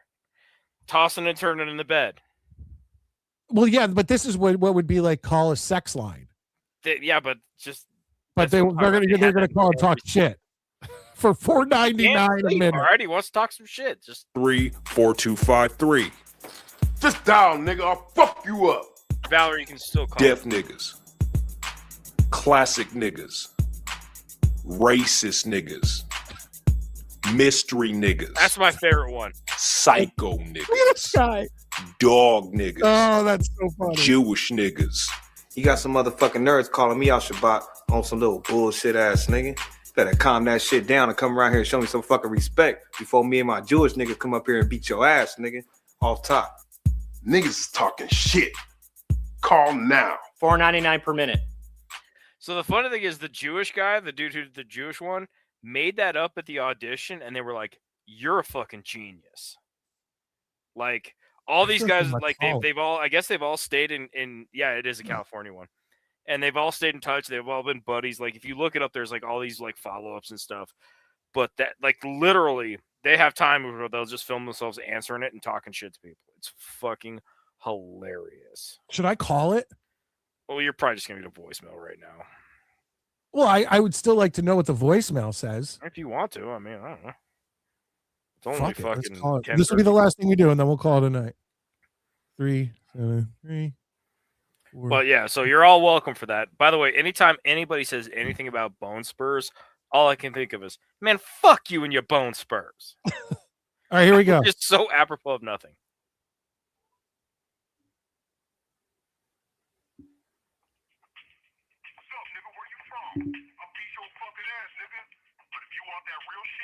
Watch my nigga Brent Weinbach stand-up comedy special, Appealing to the Mainstream. Available on iTunes, Amazon, and other streaming outlets. Check out more videos at youtube.com/Brent Weinbach. You can follow Adam Sherry on Twitter at Adam Sherry. And if you just want to talk some shit, leave a motherfucking message, bitch. Yo, this is the Midnite Mike show. And we're here to talk some shit, you piece of garbage, you shit-ass motherfucker. And there we go. Yeah, like some every once in a while, those. I'm not good at talking shit. No, you're not. You're actually really not. But yeah, it's hilarious. Thank you, Scott. I appreciate that. Oh yeah, hold on. Go Scott paid for our 1 minute of the gangster line. Jets. Thank you, Scott. We appreciate it. Yeah, for the dude, call. that thing cracks me up to this day. Like I show that to people and they just lose their fucking minds laughing. Yeah, that was good. I liked when he went through the different niggas. He went through the dark, the white, the racist. I like the the deaf and the mystery. Those are the my mystery one was funny. Just the hoodie where you can't see anything is so funny, dude. Yeah, that was good. And the guy the psycho is actually the guy who wrote the sketch. Oh, really? Yeah, that's Brad. That wasn't written. I figured the main guy at the beginning was the guy who wrote They it. just hired that dude. Interesting. But yeah, it's like I say, dude, that's one of those videos that to me will always be like a timeless YouTube classic. That's how people talk when you get to jail. It's funny after you've been sitting here before, sad after that. What? Tommy, it's good to see you, buddy. Absolutely. Guys, do me a favor. If you haven't yet, hit the thumbs up button. Show your support. I might actually keep this show want up. to throw the StreamYard on and give like 15 minutes of nonsense for people?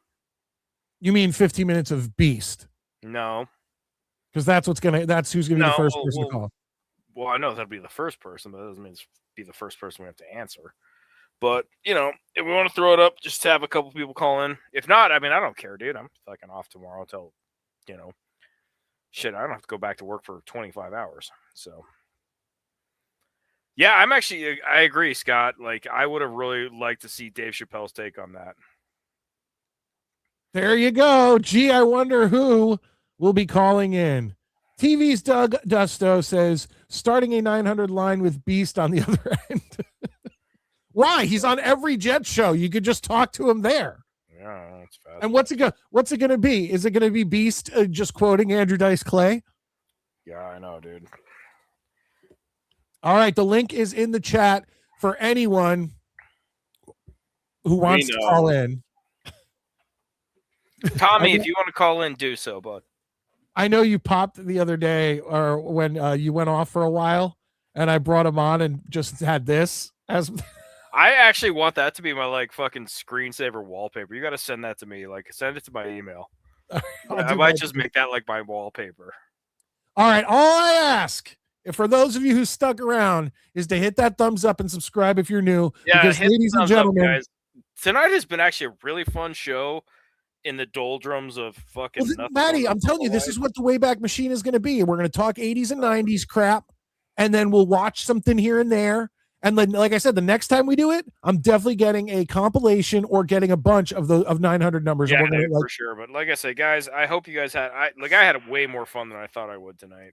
Because again, you got to realize I don't answer his phone calls, so he leaves me messages and send me texts all the time, and I just look, I'll just be there when I show up. So I had no idea what we were doing, and so I honestly I don't pleasantly surprised, right? I don't associate with him in real life if I can. No, but it was just fun because I was like, I don't know what we're going to talk about, and he put this shit out, and I was like, this shit is awesome. So, like I say, guys, you're as sprung to it as I am, so I hope you guys had as much fun as I did. Because again, Mike, hats off to you on this one, dude. That was a great question. It's a fucking. I might start throwing that around at work to just see what people come up with because I thought that was a masterclass, dude. That was really good. She was trucked up in the 80s. I'm still there now. All right, let's do this. Are we still? Wait a minute. Are we still on? What do you mean we're still on? Yeah, we're on. No, I mean on YouTube. As far as I know, unless we got canceled. Okay, no, I just had a weird glitch or whatever. All right, let's bring him on. I warned you. Ladies and gentlemen. All right, here we go. The Thunder Beast. What's up, Beast? Hey, pasa. How are you, amigo? Doing good. How are you? Did you get my 3 bands that I sent you? Where'd you send them to me? On your Instagram, I sent you Ferox, Haley's Comet, and then the one that Stan Bush did for the movie Kickboxer. Very 80s, it's very fast. It'll knock you on your ass. But boy, oh boy, If this is what I'm thinking that you sent me. These are AI videos. Yeah, but they're heavy. The music on their head. It's not real. Beast, it's not real. Well, the music on there has that zip that I'm looking for. See, I've already expanded worldwide on my band search. That's why half the other stuff that nobody mentions. See, that's why it's underground. You got to remember too. If you don't know the underground scene, then you're not prepared for the big fight. You got to bring the fight every single day. It doesn't matter if you get up. It doesn't matter if you're sleeping or not. Don't worry about it. Just learn by example. And I'll tell you why. The bands I gave you tonight, like Creator, Destruction, Slayer, Sepultura, those are stars. Those are stars. Beast. Real hard-hitting stars. Scott says you need 3 lap bands. No, you don't. No, you No, don't. not me. He said you. Son, I got the newest one that I already worked on it today, and I got a brand new knockout. All I'm gonna say is this: you claim to have written a bunch of books. I collect signed books. I've been to hell, son, and back. So you're that's not what I'm talking about. No, cue ball. Tone it down, or I'll cut you off. Here's the fucking news. I'll tell you what. You want a piece of the globalist? I'll tell you what, son, you don't want none of this because I will run you right out of town. I don't know which shit when to hit the wheel fall off, your ass will be on the ground crying for mama when I'm done mopping the floor all night. You're dodging the question. I am the Ric Flair of this generation. Why? Because I'm 10 times smart, 10 times sexy. Your and blood these guys type is here ragu. are the beauty of God, my friend. You said I'm more God than you'll ever be, pal. I got more heart and I got more determination. I've been around the block, so I know the game very well. You can't walk around the block. The fuck I can't, son. I think you don't want none of this. I got 3 of the biggest battle jackets in the world. That's paid $650. I have more balls than you. You notice I start calling him out on his bullshit and it becomes retarded on? Let me run. No. The only thing you have is a small dick and you got no guts. You're just a yellow turkey with your mama's panties on and a pair of pink Hold on. Everyone stop for 1 second. I think Beast thinks he just called the 900 talk shit line. No, I said you claim to have written books. I want. Yeah. I've written a lot. No, I don't think you've read a book. Yeah. Show me. I've written more books. I've been through more wars than you could not imagine. You slug. You haven't been to a war. You couldn't lace my boots, carry my bags, or even wipe my ass. Well, yeah, I mean, I I need a got more fucking nuts mop than and a you. squeegee. All you guys are Cantor. small little cocktail weenie, you know. Okay, Chungus. Like I You said, know what? once that bloody I got and a ragu fell out. newest one for you. Go away, Oh, wait. No, I'm not doing Hold this. on. You cannot come on my show, spout a bunch of bullshit. Well, I'm the I own Steve 5 Austin. international I'm companies. the Steve Austin of this generation. But I can't afford an $8 I'm more shelf Steve for my Austin rat. than you'll ever be. You're I just can't a afford you know $8 what? for my Austin rodent, 360 but side I just own whipped 5 your international ass. companies. All You're you gotta go bullshit. do is buy You're yourself a cheap fucking bottle liar, of Thunderbird and other people might be take amused some of by that your bird. horse You shit. guys are just talking over each other. Well, it's because he's You retarded. got no heart. You need to you know go what? back You can't and handle forth. light. You're about as sharp as a bag of wet hair. You claim to own Kid, 5 I've companies, done it and all. you can't buy an I've partied with more $8 people. shelf. I've come lived on our the show edge. and I've been on the panhandle edge. for your rat. You are a joke. You know what you I am are? done You're with just you. a first class C-U-N-T. A cunt. I'm You're just a impressed you can little spell cunt that. bag who sits in his mama's panties and dances around. You know, This is my attic. Where sorry, son, you ain't got no nuts. I'm gonna slap all the you guys, shit all out you of you if I ever come men to Illinois. butts, and that's why you got nothing better to do. All Be a right, little bitch. You like wrestling. You think wrestling's real. Son, I've done more than what you can't do. I have it all. If Hold you on. ain't got no game, you're just lame. You're Beast, just a hold slave. on, Beast. Hold on, Beast. Hold on, Beast. We do have Back it people up, in the chat. Alaska said that you need to be exposed. For what? Because you're full of shit and you lie endlessly. You know what? He can go suck. He can suck my ass because I already destroyed clowns who are just as dumb as Who a have bag you of destroyed? balls. Let's see your record. You keep talking all this shit. Easily. I own I 5 destroyed companies. it. I Not can't once, afford an but $8 shelf. twice. I've I written a bunch of already books. exposed that bitch. You haven't read a book. I have more friends across the world than what you can't do, pal. I deal with some Don't of the top fuck about stars. your friends. You have people who feel sorry for you, loser. You know what? You got nothing better to You do suck, but be the and you little come on whore this that you show and you are. embarrass You're yourself just a every whore. time. I All right, am. let me- hold on. Last I checked, you were Bobby banging Beasley whores owns you. Hold on. Beast. I have to go to the chat. Sir Lucas says, Beast. Oh, this is a book he wrote. How to pee out your window for dummies. Retard. Whoever this dumb shit is has the brain of a pissant. I have nothing to say to that jagoff. So that's I not pee in true? the bathroom 99.9%. I want a signed copy of How to Pee Out Your Window for complete Dummies. retard with the lowest IQ of dog shit at the So back you of are his pants. so Beast, you are denying this. This is a joke. I'm Okay. sorry to say this Okay. is a joke. It's a Okay. waste of my time and money I'll and take it space. down. This I'll man take it eats down. earwax. Yeah, well, go clean out the potatoes out your ears. Hopefully, this is the end of Beast Beasley. No, well, he's dead.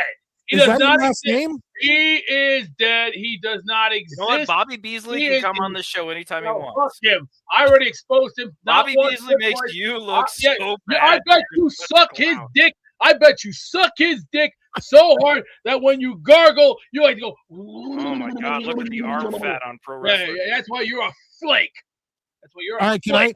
can I bring on Tommy? Zero Can I- offers. Get Tommy in here. Okay. Get Tommy in I here. make you All look right. like a bitch on your Hold rag. on, Beast. Whatever. Your fucking blood type's ragu, fat ass. Yeah.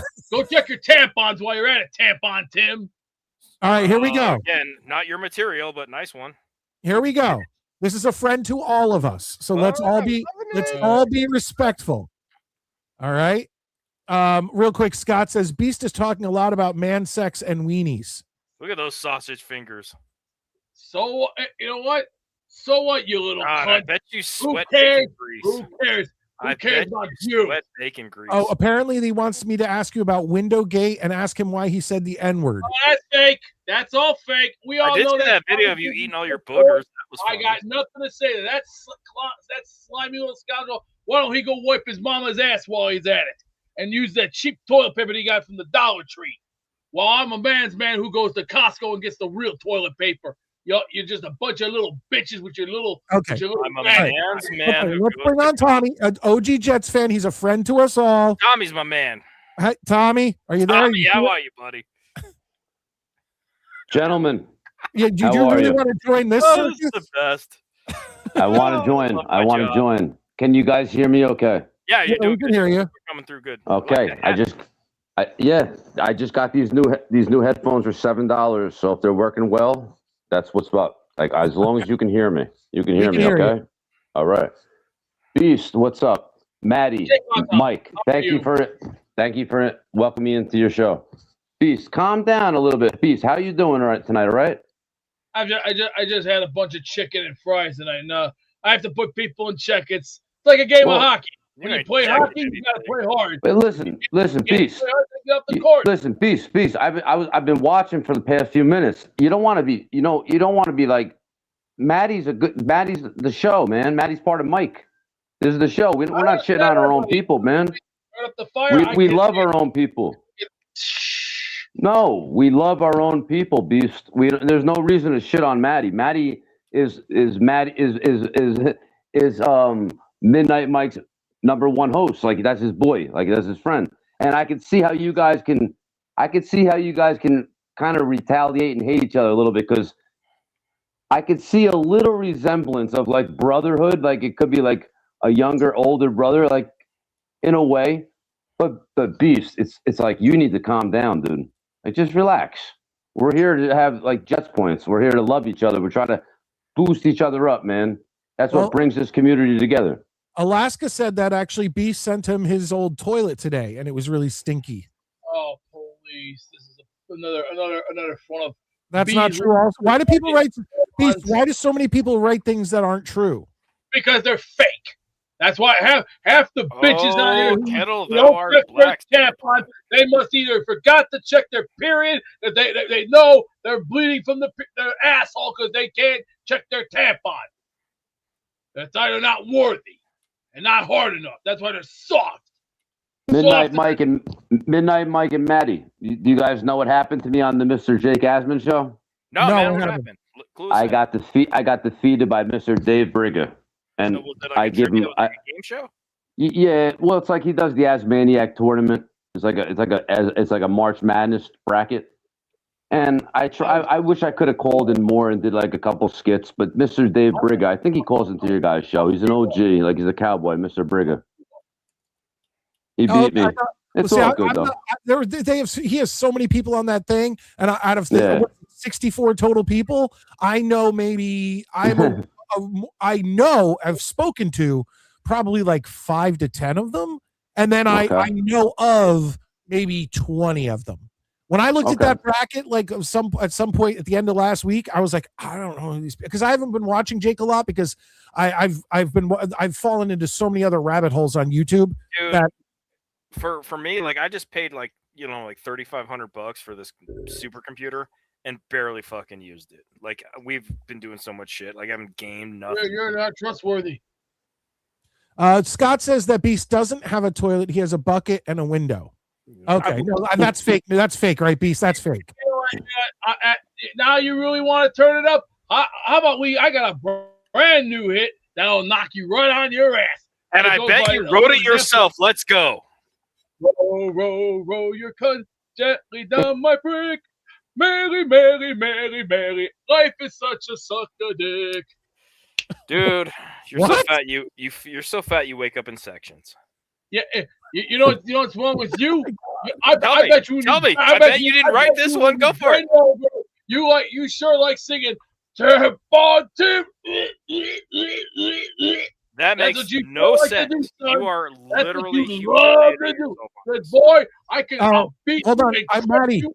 You like you haven't written any book. You don't know any. No, Maddie. I may have information on books he's written right here.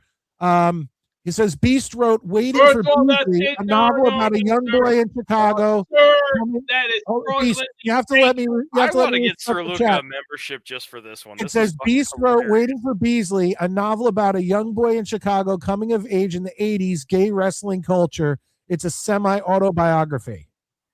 Bloated bullshit. Yet again, Beasley cannot get the truth out because that boy is so fake up his ass. That wasn't Beasley. That was Sir Luca. Jammed up his ass and a concrete door right jammed in his mouth because I know where he was going 2 weeks ago. He was looking to go behind the Boom Boom Bar at a gay man's bar in Milwaukee. Hey, Beast. Can I say something to Beast real quick? Yeah, go ahead. Beast. Calm down. This is what gets you, like, people don't want you on their shows when you get all crazy. You have to let everybody speak. Oh, hell yeah. Everybody gets their time to My speak, whole thing is and you this. don't go crazy. Hold on, I just saw we If got you're a gonna super say chat. shit and I'm gonna fact check you, and that's a Hold on, problem. Maddie, you can fact check him in 1 sec. We got a super I'm chat done. in. We got a super chat in. Thank you, big fella. First, Derek the Cop, real quick, since it's up here. I can see the resemblance too. Great point, Tommy. They could be twins. I guess he's talking about me and Maddie. Yeah, that has to be it. Derek, by the way, hats off, dude. That was a good one. We're twins. Wait, who could be twin? That's me and there you Maddie. go. I don't think that's what Derek meant, but I No, love I the way know. you're saving this. I get it. I'm not. That was I a get fucking it. good time that night too, man. And fucking, I was 45 years old and I went in a fucking mosh pit. See the thing, Dude, see, at the end of see, it, the it was thing- like the Chappelle Maddie. show where I The was thing like, is, Maddie, you still have your brain. your brain's all there. what's so. left of it? Yeah. Well, All right, you here we still go. have like Hold look on. what we're dealing with. Super chat in the house. Big fella gets a Jets chant. Jets. Big fella, by the way, fan. you're always welcome to call in. One of my favorites, dude. Love like Big Fella and Honest Abe are two of my favorite guys that have different takes and bring shit to the show. So I just want to say hats off to. I don't know if Abe will watch this later or not, but Big Fella also, dude, love your takes. So thank you for watching tonight. It means a lot. And he says, great show, gentlemen. And I always love the thing I love most about Big Fella is that he's a fellow Jersey boy like me. And Well, has you know what Jersey else? The written thing all is, over I think the people don't realize this. It comes through. I notice it. Big Fella has a fucking heart of gold. Like he really is a genuinely. Well, he came on and tried to calm down Beast another He's night. just a genuinely good person, and I noticed that, man. So good on you, bud. Alaska tells Beast that I do have screenshots. I don't need to lie. The truth is more powerful. That guy's another one. Yeah, another one of Bobby Beasley's retarded pieces of shit who basically loves putting his ding dong in the toilet and looking for the gargling section when he's going. Beast, you need to stop reacting to whatever people type in the chat. They're just trying to get your emotions up, and the more you listen to me. The more you react to what somebody says, they're gonna keep going with it. It's all bullshit. You need to just say it's all bullshit and just hold go on, with it. Tommy. We can find out because Alaska says, Midnite Mike, what's your email, brother? I'll send the pictures your way. Oh yeah, send them to midnightmikeshow at gmail.com. There it is. And make sure you spell midnight right. People often spell it the normal way, but midnight is spelled MIDNITE Mike Show at gmail.com. You can also DM me on X, Twitter. I'm also on Letterboxd, all that Midnite Mike Show, MIDNITE Mike Show. My YouTube, my Gmail, my X, my Instagram. They're all branded the same. And you Not cannot hard to DM find. me at any of those. But I will maybe I will get pictures in. Remember, I got those pictures in last week, but they turned out that the pictures that I got in of Bobby Beasley having sex with Thunder Beast's principal. Oh, dude, okay. That I'm was telling hot, you dude. right there. You That know what? was hot. That's it. That's it. That's it. No, know you what? called This will me. be my last fucking telecast as of tonight. Beast, I just said just they were basically doctors. opened up the devil, Beast, you're and not now- listening. I just said they were. Remember, we talked on the phone, and you asked me, and I said I think they're doctored. It better be. I don't know if they were told you real or that. not, but they were hot. I was into them. Yeah, and you're basically a retard. And in the words of one guy from You don't even know how to write your correctly in the said from comments. Captain Thunder, you went full retard, man. Never go. Wow, again, you keep not using your own material. It's fantastic. Yo, Beast, Jason, can I say something to you, brother? You need somebody to like actually like. You need to like have somebody that like teaches you how to react, like a personal person around people. No, for real, because you're a dangerous person. You don't know what you're saying. Foul that I'm going to throw out a very technical foul. Somebody needs to control you. You're a beast. Matt But Wilson, go ahead. Matt Wilson is a channel member, and I don't appreciate Matt saying that about Maddie. That's not cool. Wait, what did he say? What? He said, Oh, I Jesus know. Christ, this idiot again. It's all right. Me and Matt talked privately. We're cool. Okay. No, what I'm saying is I like Beast is my friend. Like Jason, you're my friend, brother. And what I'm saying is Me and Beast have good conversations. We talk metal music. We talk wrestling. no, but what I'm saying is he You needs to are have working somebody on that there. like That's controls very what he says like on like live, so he doesn't get himself in trouble. Is what I'm trying to say. I don't Like think on you. you, Oh like no, I don't think somebody you that get in trouble on my channel. no, I mean on My any channel's channel so on YouTube, small. like saying the wrong shit. Like there's no like I don't know, man. You need like an older brother, Beast. Like I wish I was your older brother, or even your younger brother. I could still could fucking help you. Like I'm trying to help my younger brothers. But just listen, Beast. Be yourself. Be cool, but don't take it to the extreme where it's like you're giving away personal information or any of that shit online. Like, you know what I mean? Like, Yeah. just Scott says Bobby Beasley that told will me he not. had. That Oh guy's no, gonna get what's no! coming to I'm him. taking that right down. I took that right down, Beast. That was inappropriate. That was inappropriate, Scott. Penalty Come on, point. Scott. That's not Penalty point. Bob Penalty. Beasley. Listen, Beast. Bob Beasley is a troll, and if you've seen him in the past, he's trolling you on all these sites. Don't worry about it. It's not worth your time. I Not hope worth your he time. dies a miserable piece of shit, just like his life and his career was. Yeah, and the only thing, While my career's soaring, his is fading into black. right? Just And the like only thing, it's still in your mind though. Bob Beasley's still in your mind, so let it go. If he goes on to anybody's show, let it go. He can't go. He can't do that Just anymore. let it go. We got it. He can come on this show. I mean, he could. I'll let him. But it's only. Hey, Beast, can I hear a JETS chant, and then you give me one, then I'll give one back. Give me a JETS, Jets. I was working on. Well, if you Come didn't on, hear come half on. the if you didn't hear half No, the bands I was playing earlier. Beast. Welcome to my world. For the most Hey, part, New I know York, this is everything, but are we JETS or what? Wow. Can I hear Welcome it? to Haley's fucking comment. Whoa. Don't you have to move your hand? I don't hear anything. Yeah. No, I just got some emails in my email from Let's see 'em. NASA. I can't put them up on screen. Oh, is it the principal again? Because those are odd. No, there's language that was used that is extremely inappropriate. I'm not in the chat. I can't see it because I'm backstage. Oh, What- Oh, yeah. you can. Send If me you emails. go over to the Send or me you go on your emails. phone. Oh, if I go to the comments, Yeah, hit the comments thing, it'll pop up. what? Somebody who wrote something. Yeah. No. I got sent private emails of screenshots of someone on this panel who said a lot of very inappropriate words in DMs to someone. Towards me? Oddly enough, that doesn't sound like me. I mean, who is it towards, Matty? Midnight Mike. I don't Who is it towards?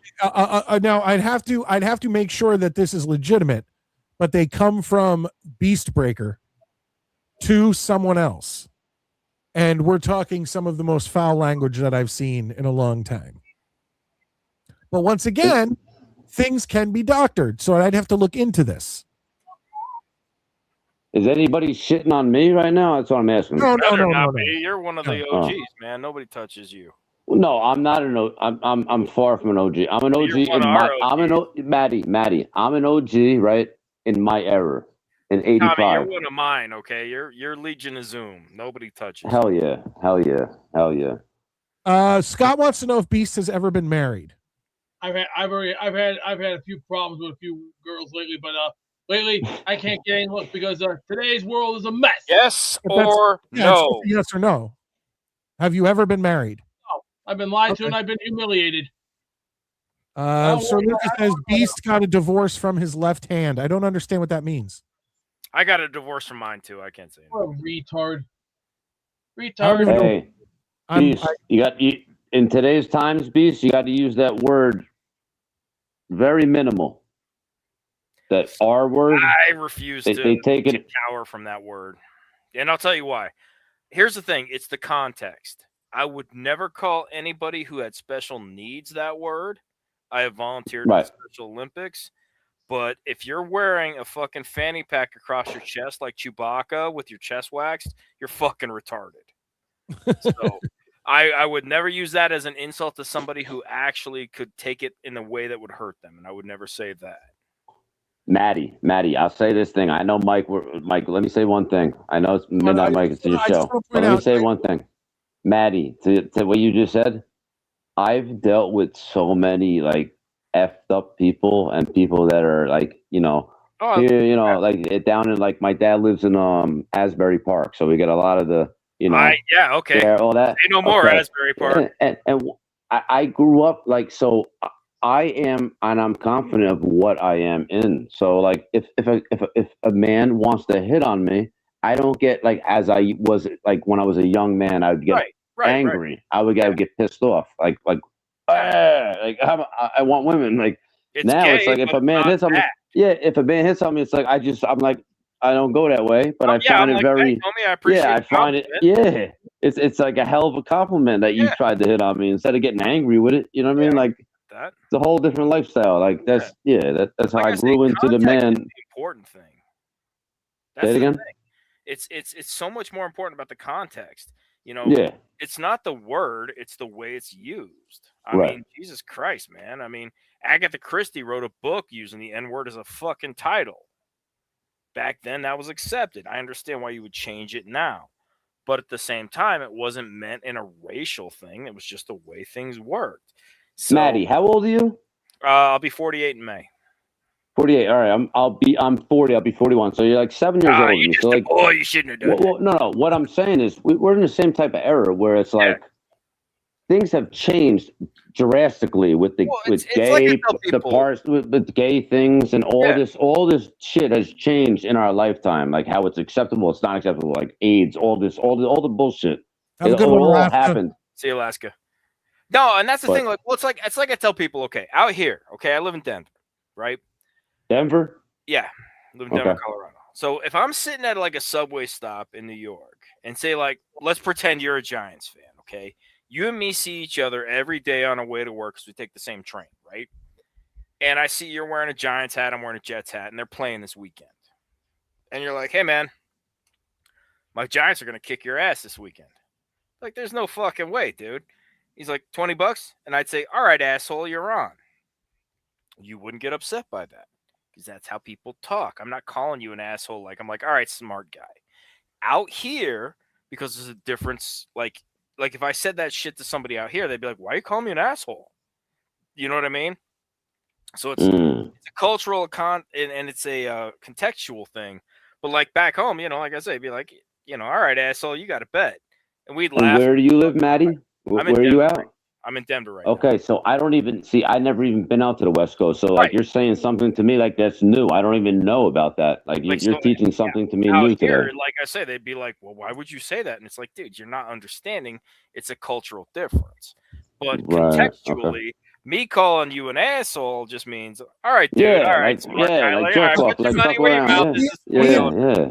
If you looked at some of the conversations that me and Maddie have had via text or whatever, let's delete all that shit right now. No, we'll talk shit. Oh like, dude. It doesn't matter. He's a Devils fan. I'm a Rangers fan. Like we fucking, there's always some stupid shit going on. We got to get Beast in this conversation. Beast, how you feeling about this? What do you think?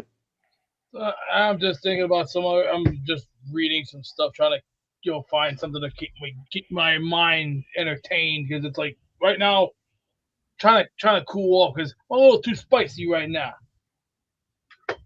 Yeah, I'll be honest, Beast. I've never seen you on Midnite Mike and Maddie's show. I'm glad that you're on because you're always on. I seen you on Jake's show. Yeah, and I'm glad. And I seen you on Nick Shine's show. I'm glad that you made it to Mike because Midnite Mike is one of the best, bro. He's the best in the industry. He's a good guy. It's funny. And no, he don't. He's not biased. He don't take shit. And Maddie's. This is the best part about this show. It's Midnite Mike's show, but Maddie is like there's two of like the best. Like two generals right there. There's two generals. It's good cop, bad cop is what it is. Yeah. Well, I love if it was only one of you, I love listening to both of you, you know what I mean? At the same time, it makes what this show is. About me and Mike's dynamic is like if he says some shit I don't agree with, I'm not uncomfortable pushing back, and vice versa. If I say some shit Mike doesn't like, he's like, fucking out of your Yeah, mind. exactly. But can I ask you a question? Did you guys grow up as friends? Like, did you guys grow up like in the same hood? No, Do you not know in the how same we like childhood. started doing this show together? So about 3 years ago, I was just fucking around, and it was what's called the cold snap here in Colorado, and I just found the show and called in, and I had fun, and he let me on, and I By the started next calling show, you and were then my all of a co-host. sudden he's like, "Hey, I mean, I know you're gay, but do you want to be the co-host?" And I was like, "Yeah, sure, man." And so once we got past the sexuality issues, everything was fine. But no, and then we just became buddies. And then what was funny is in 24, I went out to Connecticut. My buddy lives in Hartford. We caught up for some drinks, and I mean, shit, dude. I that Corbett jersey he wears, I sent him because it was too big for me. Like, we're buddies, dude. We're like, yeah. Real quick, Midnight Mike, where are you located? And Maddie, where are you located? Well, Maddie's in Denver, and I'm on the Long Island Sound of Connecticut. Okay. Yeah, Cool. I'm like right on the pretty much like I'm like 5-7 minutes away from the beach. Okay. Yeah, but that picture I put up of me and Maddie together was literally the only time we've ever met. that's the only time we've ever met in person. But that's what's up. You guys got like a chemistry, like as if you guys were like childhood friends. Yeah. You know what I mean? Well, and that's the thing, dude. Like, eventually, I have no doubt that we're probably going to get together, and I'd love for my daughter to play with his daughters, and then I guarantee we'd all have a good time. So you guys actually never met in person? No, we met one time. One time. Yeah, you guys got chemistry like as if you guys were childhood friends. I'm just gonna we say, get along like, really again. well. Like, that's Hell the yeah. thing is it worked out And, great. and Maddie loves when I do stuff like this because it reminds him of what failures the Rangers are. Still 4-3, asshole. It's 1-3. Those first 3 don't 4-3. count. Oh, okay, whatever. Those are division You can say championships. whatever the fuck you want, dude. You can move the goalposts all you need to. Mickey Mouse ass organization. Yeah, I that's definitely last go. Midnight Mike, I definitely go with you with the Devils. Like, I'm Tommy, have from you seen born the and raised picture in of us Jersey. together? I just put it up. Well, you put it up an hour ago before Tommy was here. No, I think No, I saw all the rings like that the Devils just No, won. I show saw the that one up. of us at the bar. So yeah, we got Oh. together and had a fucking. I love the Yo, sticker. so fucking Midnight put- Mike, trying you to said you're find- like 6'2", funny thing right? is, the funny thing is, Tommy, I'm only 5'3". Yeah, No, you're not. I'm 4'2". You're not. I know you told me before you're 6'2". I am. He's a fucking. You're a giant. So I'm only 5'10". So I'm a 5'10" and a half. So you would tower over me too. Yeah, well, I'll still climb up your chest and fuck you up, Michael. You just get me a Hey. ladder and it's on. Look, we're at the age, guys, where we don't need to fight and fuck nobody up. All right, Yeah, like we we need have to a good time. we Like need I to get say, the man, next generation And we bullshit to fuck people up. We talk a lot of stuff. We have a great time, so it's fun. It That's was one of those that's gonna really be the lucky tough test. We'll see where that goes next. Beast, you're only about 5'10". You're on my height. You're a short guy. Like I'm 5'10". 5'10" is not short. I mean, it's kind of. I think 5'11" is like the. No, the Scott brings it up perfect. The reason me and Maddie get along so well is he says that's because they're both Right there. That assholes. vein right there says it all. Right there. That vein will tell it all. Mike looks like a giant. Beast, Nice cock arm. We're all impressed. Is he doing the push up of the Hey, arm? Maddie, I know you're such a big fan of Beast, right? I don't dislike Beast, but I'm gonna. I can see it. People. That's the thing. Dude, I can see it in your face every time he comes on and says something stupid. Like you're Look, just in if your you're in your gonna eyes. say You're just like, shit, I'm just like Austin. I'm gonna keep kicking your ass right down. And I'll give you an example. You're in the bed, you're in the hospital. All right. Beast. Going, doink. Beast. Let's let the host talk. No, I don't hate Beast, but if you're gonna tell me you own companies and you've written books, I want proof. New York City based television program. That's all it is. And that's the thing. And like I say, believe me, I don't wish Beast any ill, but at the same time, when you get called out and you start talking shit, I'm not gonna back down. It'll be fucking Red Viper versus the Mountain, only I'm a damn sight faster than people think. And again, I don't dislike it, but we don't agree on a lot of things. And Some the difference things, is that I Maddie, will have a I'll say conversation. I'll say it like this. Some things are reality and some things are just like, Fair in enough. fantasy land. Big fella says I thought Beast was 5'7". Well, Well, it looks like 5'10" because I've actually been You ain't eating a lot 5'10", better. Beast. Come on. I'm eating a lot better. Beast, you're not 5'10". I'm eating a You're hell of not a lot better, 5'10". and I'm also drinking a lot of water. Sure, I'm pissing like a camel, but that's I'm fine. drinking a lot of vodka, so I feel like I'm winning. I don't drink vodka. That's the. What are you drinking? What are Listen, you drinking? guys. Rubbing alcohol? Listen, guys. I hold ate on. 3 Slim Jims. I grew 2 inches. Listen, I was expecting this show to be an hour and a half. We are now over 2 hours. Yeah, we're having a good time.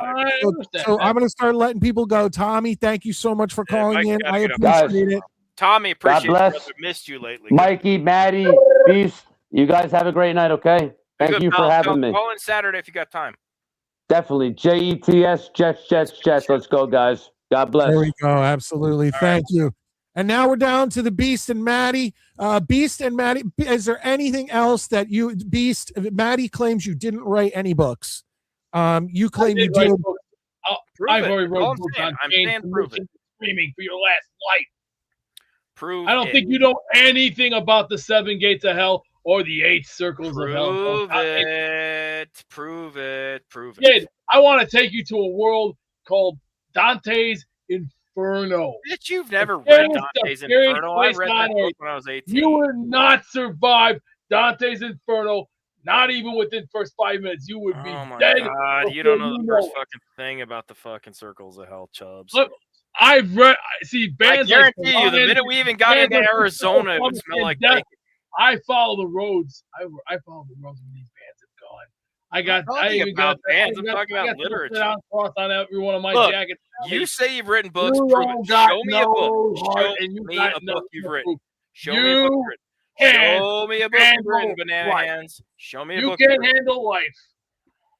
Really? Mike I own a drop. home. You live in an attic. Yeah, You can't buy an I live in $8 the studio shelf. headquarters, biatch. You can't buy an $8 shelf. Who can't handle life? Hey, I got more life than you do, buddy boy. Twat face.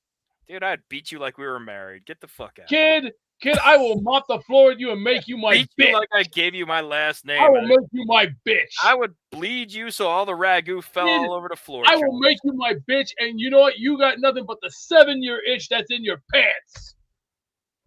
Go check your shit. I am so upset that you two of you who I like both of you. I speak that you guys are These fighting guys are like gonna have this. sex for sure sooner or later. Yeah, the only thing you had sex with was ISIS from Married with Children. Yeah, stolen from who?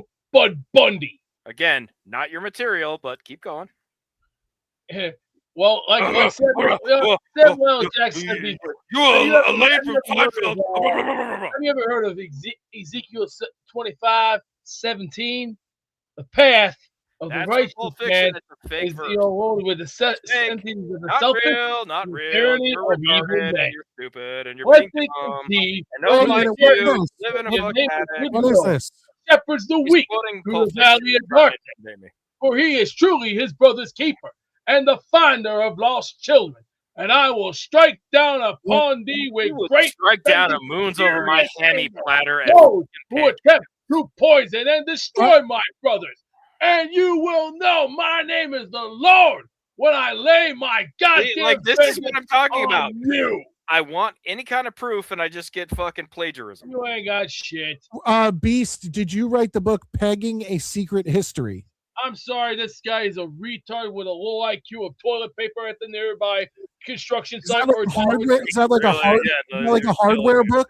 Is that like a book about that's putting up retarded. pegboards? You put I'm up not, pegboards? I'm not gonna even answer that bullshit shit. That's sad. All right, go be That's fat pretty low somewhere else. We're self-esteem. done. Yeah, well, I got a perfect message for you. Go hump a tree while you're at it. And Well, look, while you're at it, look. you can sure get that woo, woo. Yeah. Look at hump that the arm tree. fat jiggling. Look at Beast, it. Hot. Beast, listen, Beast, I don't want you guys fighting. I don't like the I'm fact not that you even guys are mad. fighting. I'm just like, if you come at me, I'll you're drop gonna him, get I'll fucking drop slapped him like back. he was a bad habit. Well, we gotta end out the show, but Beast, I want you to know I appreciate you coming on. I do too. Always call in. We love it. Yeah, and just remember, I'm like a Paul Creed. All I gotta go is 1, 1, 1, 2. Yeah, all I gotta do is keep punching like Creed, son. Just Didn't remember, Apollo Creed you don't see die? me coming. You better see me coming.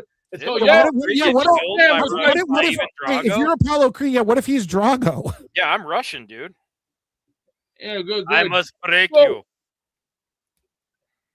Whatever then. So to quote Tracy Chapman, since we like to use other people's material, take your fat ass and keep on driving.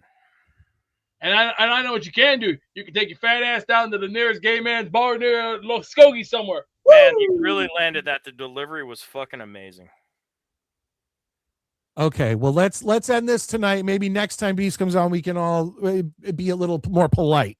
Nah, probably not. Yeah, well, I got a little boy to support over here, and I got to get his birthday ready because in a couple of months he got a birthday party coming on the 12th of That's June. the most pathetic thing I've ever heard. Good night. You know what? You could go fuck yourself. I got nothing to say to you, twat. Why Go wash your pubic hair from your cunt. Yeah, that gerbil's been up your ass plenty of times, I'm sure. Yeah, and I bet you when you sit on that, when you're on the toilet, you're probably thinking of that concrete dildo that you're ramming up your ass and going, oh, man, baby. you're nailing the delivery. Yeah. You're killing. You are killing yeah. it with those deliveries. Yeah. You know why? Because you got nothing better to do but be a loser and be weak. You're the one who called into my show, Tubbs. You're weak-minded. Well, let's end it, and we'll come back again another time, and we'll be a little bit more polite to each other. See you later. See you later. In the words of the Mark, look at this guy, the whisker biscuit bald-headed bitch. Who you calling bald, asshat? Oh, he just that wasn't even me. That was him. I guess. Look, here's the thing. I want to make this very clear. I don't hate Beast, but if you're gonna fucking come on here and say a bunch of shit, you better be willing to prove it.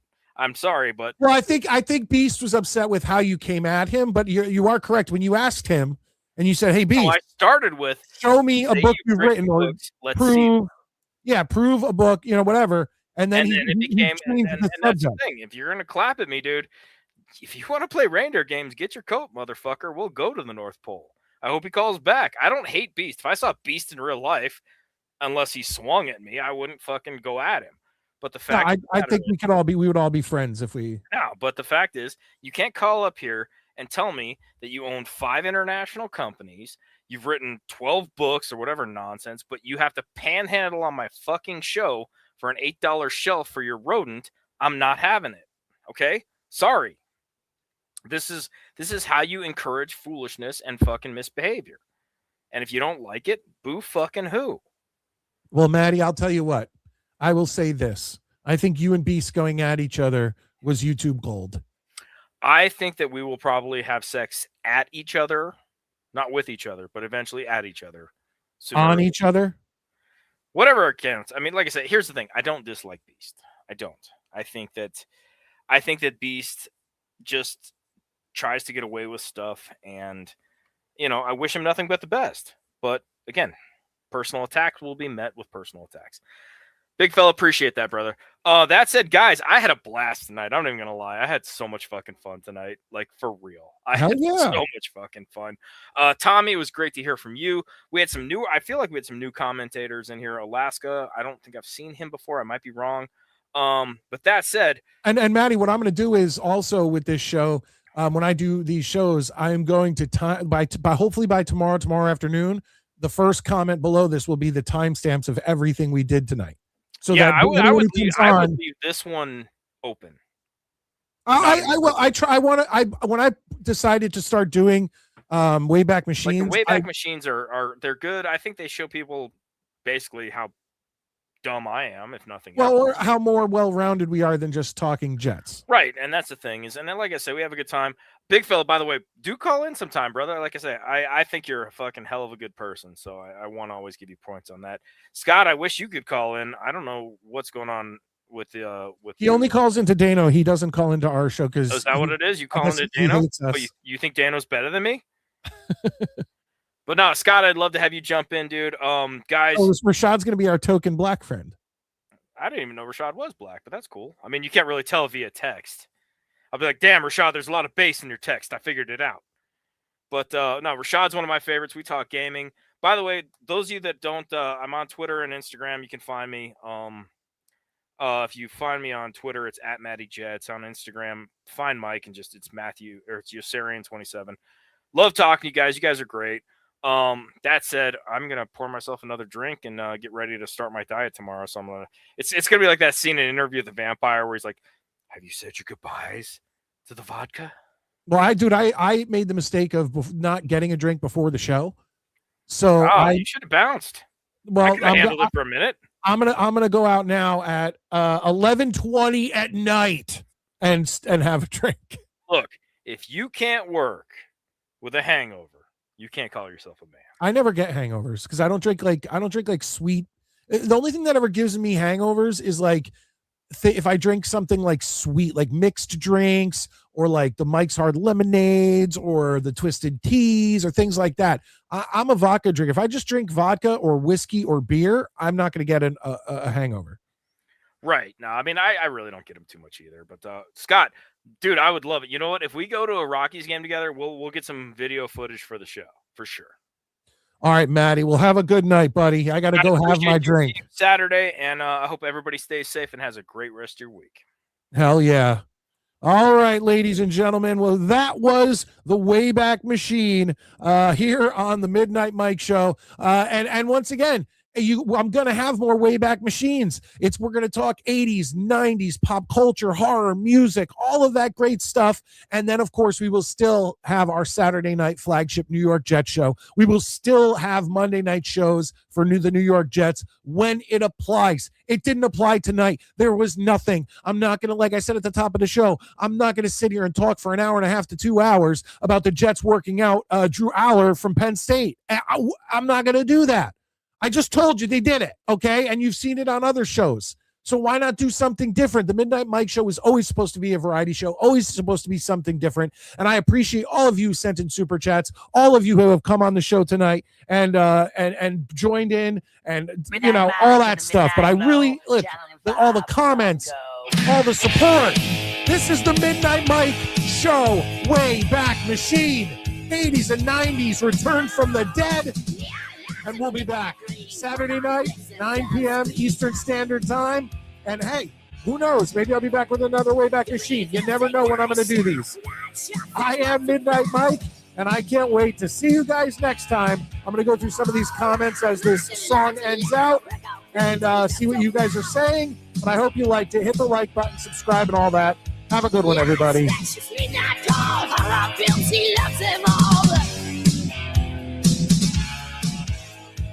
Join while I can scream and shout, and you just never doubt. From the panic to the moonlit shore, Midnite Mike, if you want to take my own, creepy fields and epic fights, living back those glorious nights. Riding high on the soldier's slave, he keeps the spirit so fierce and brave.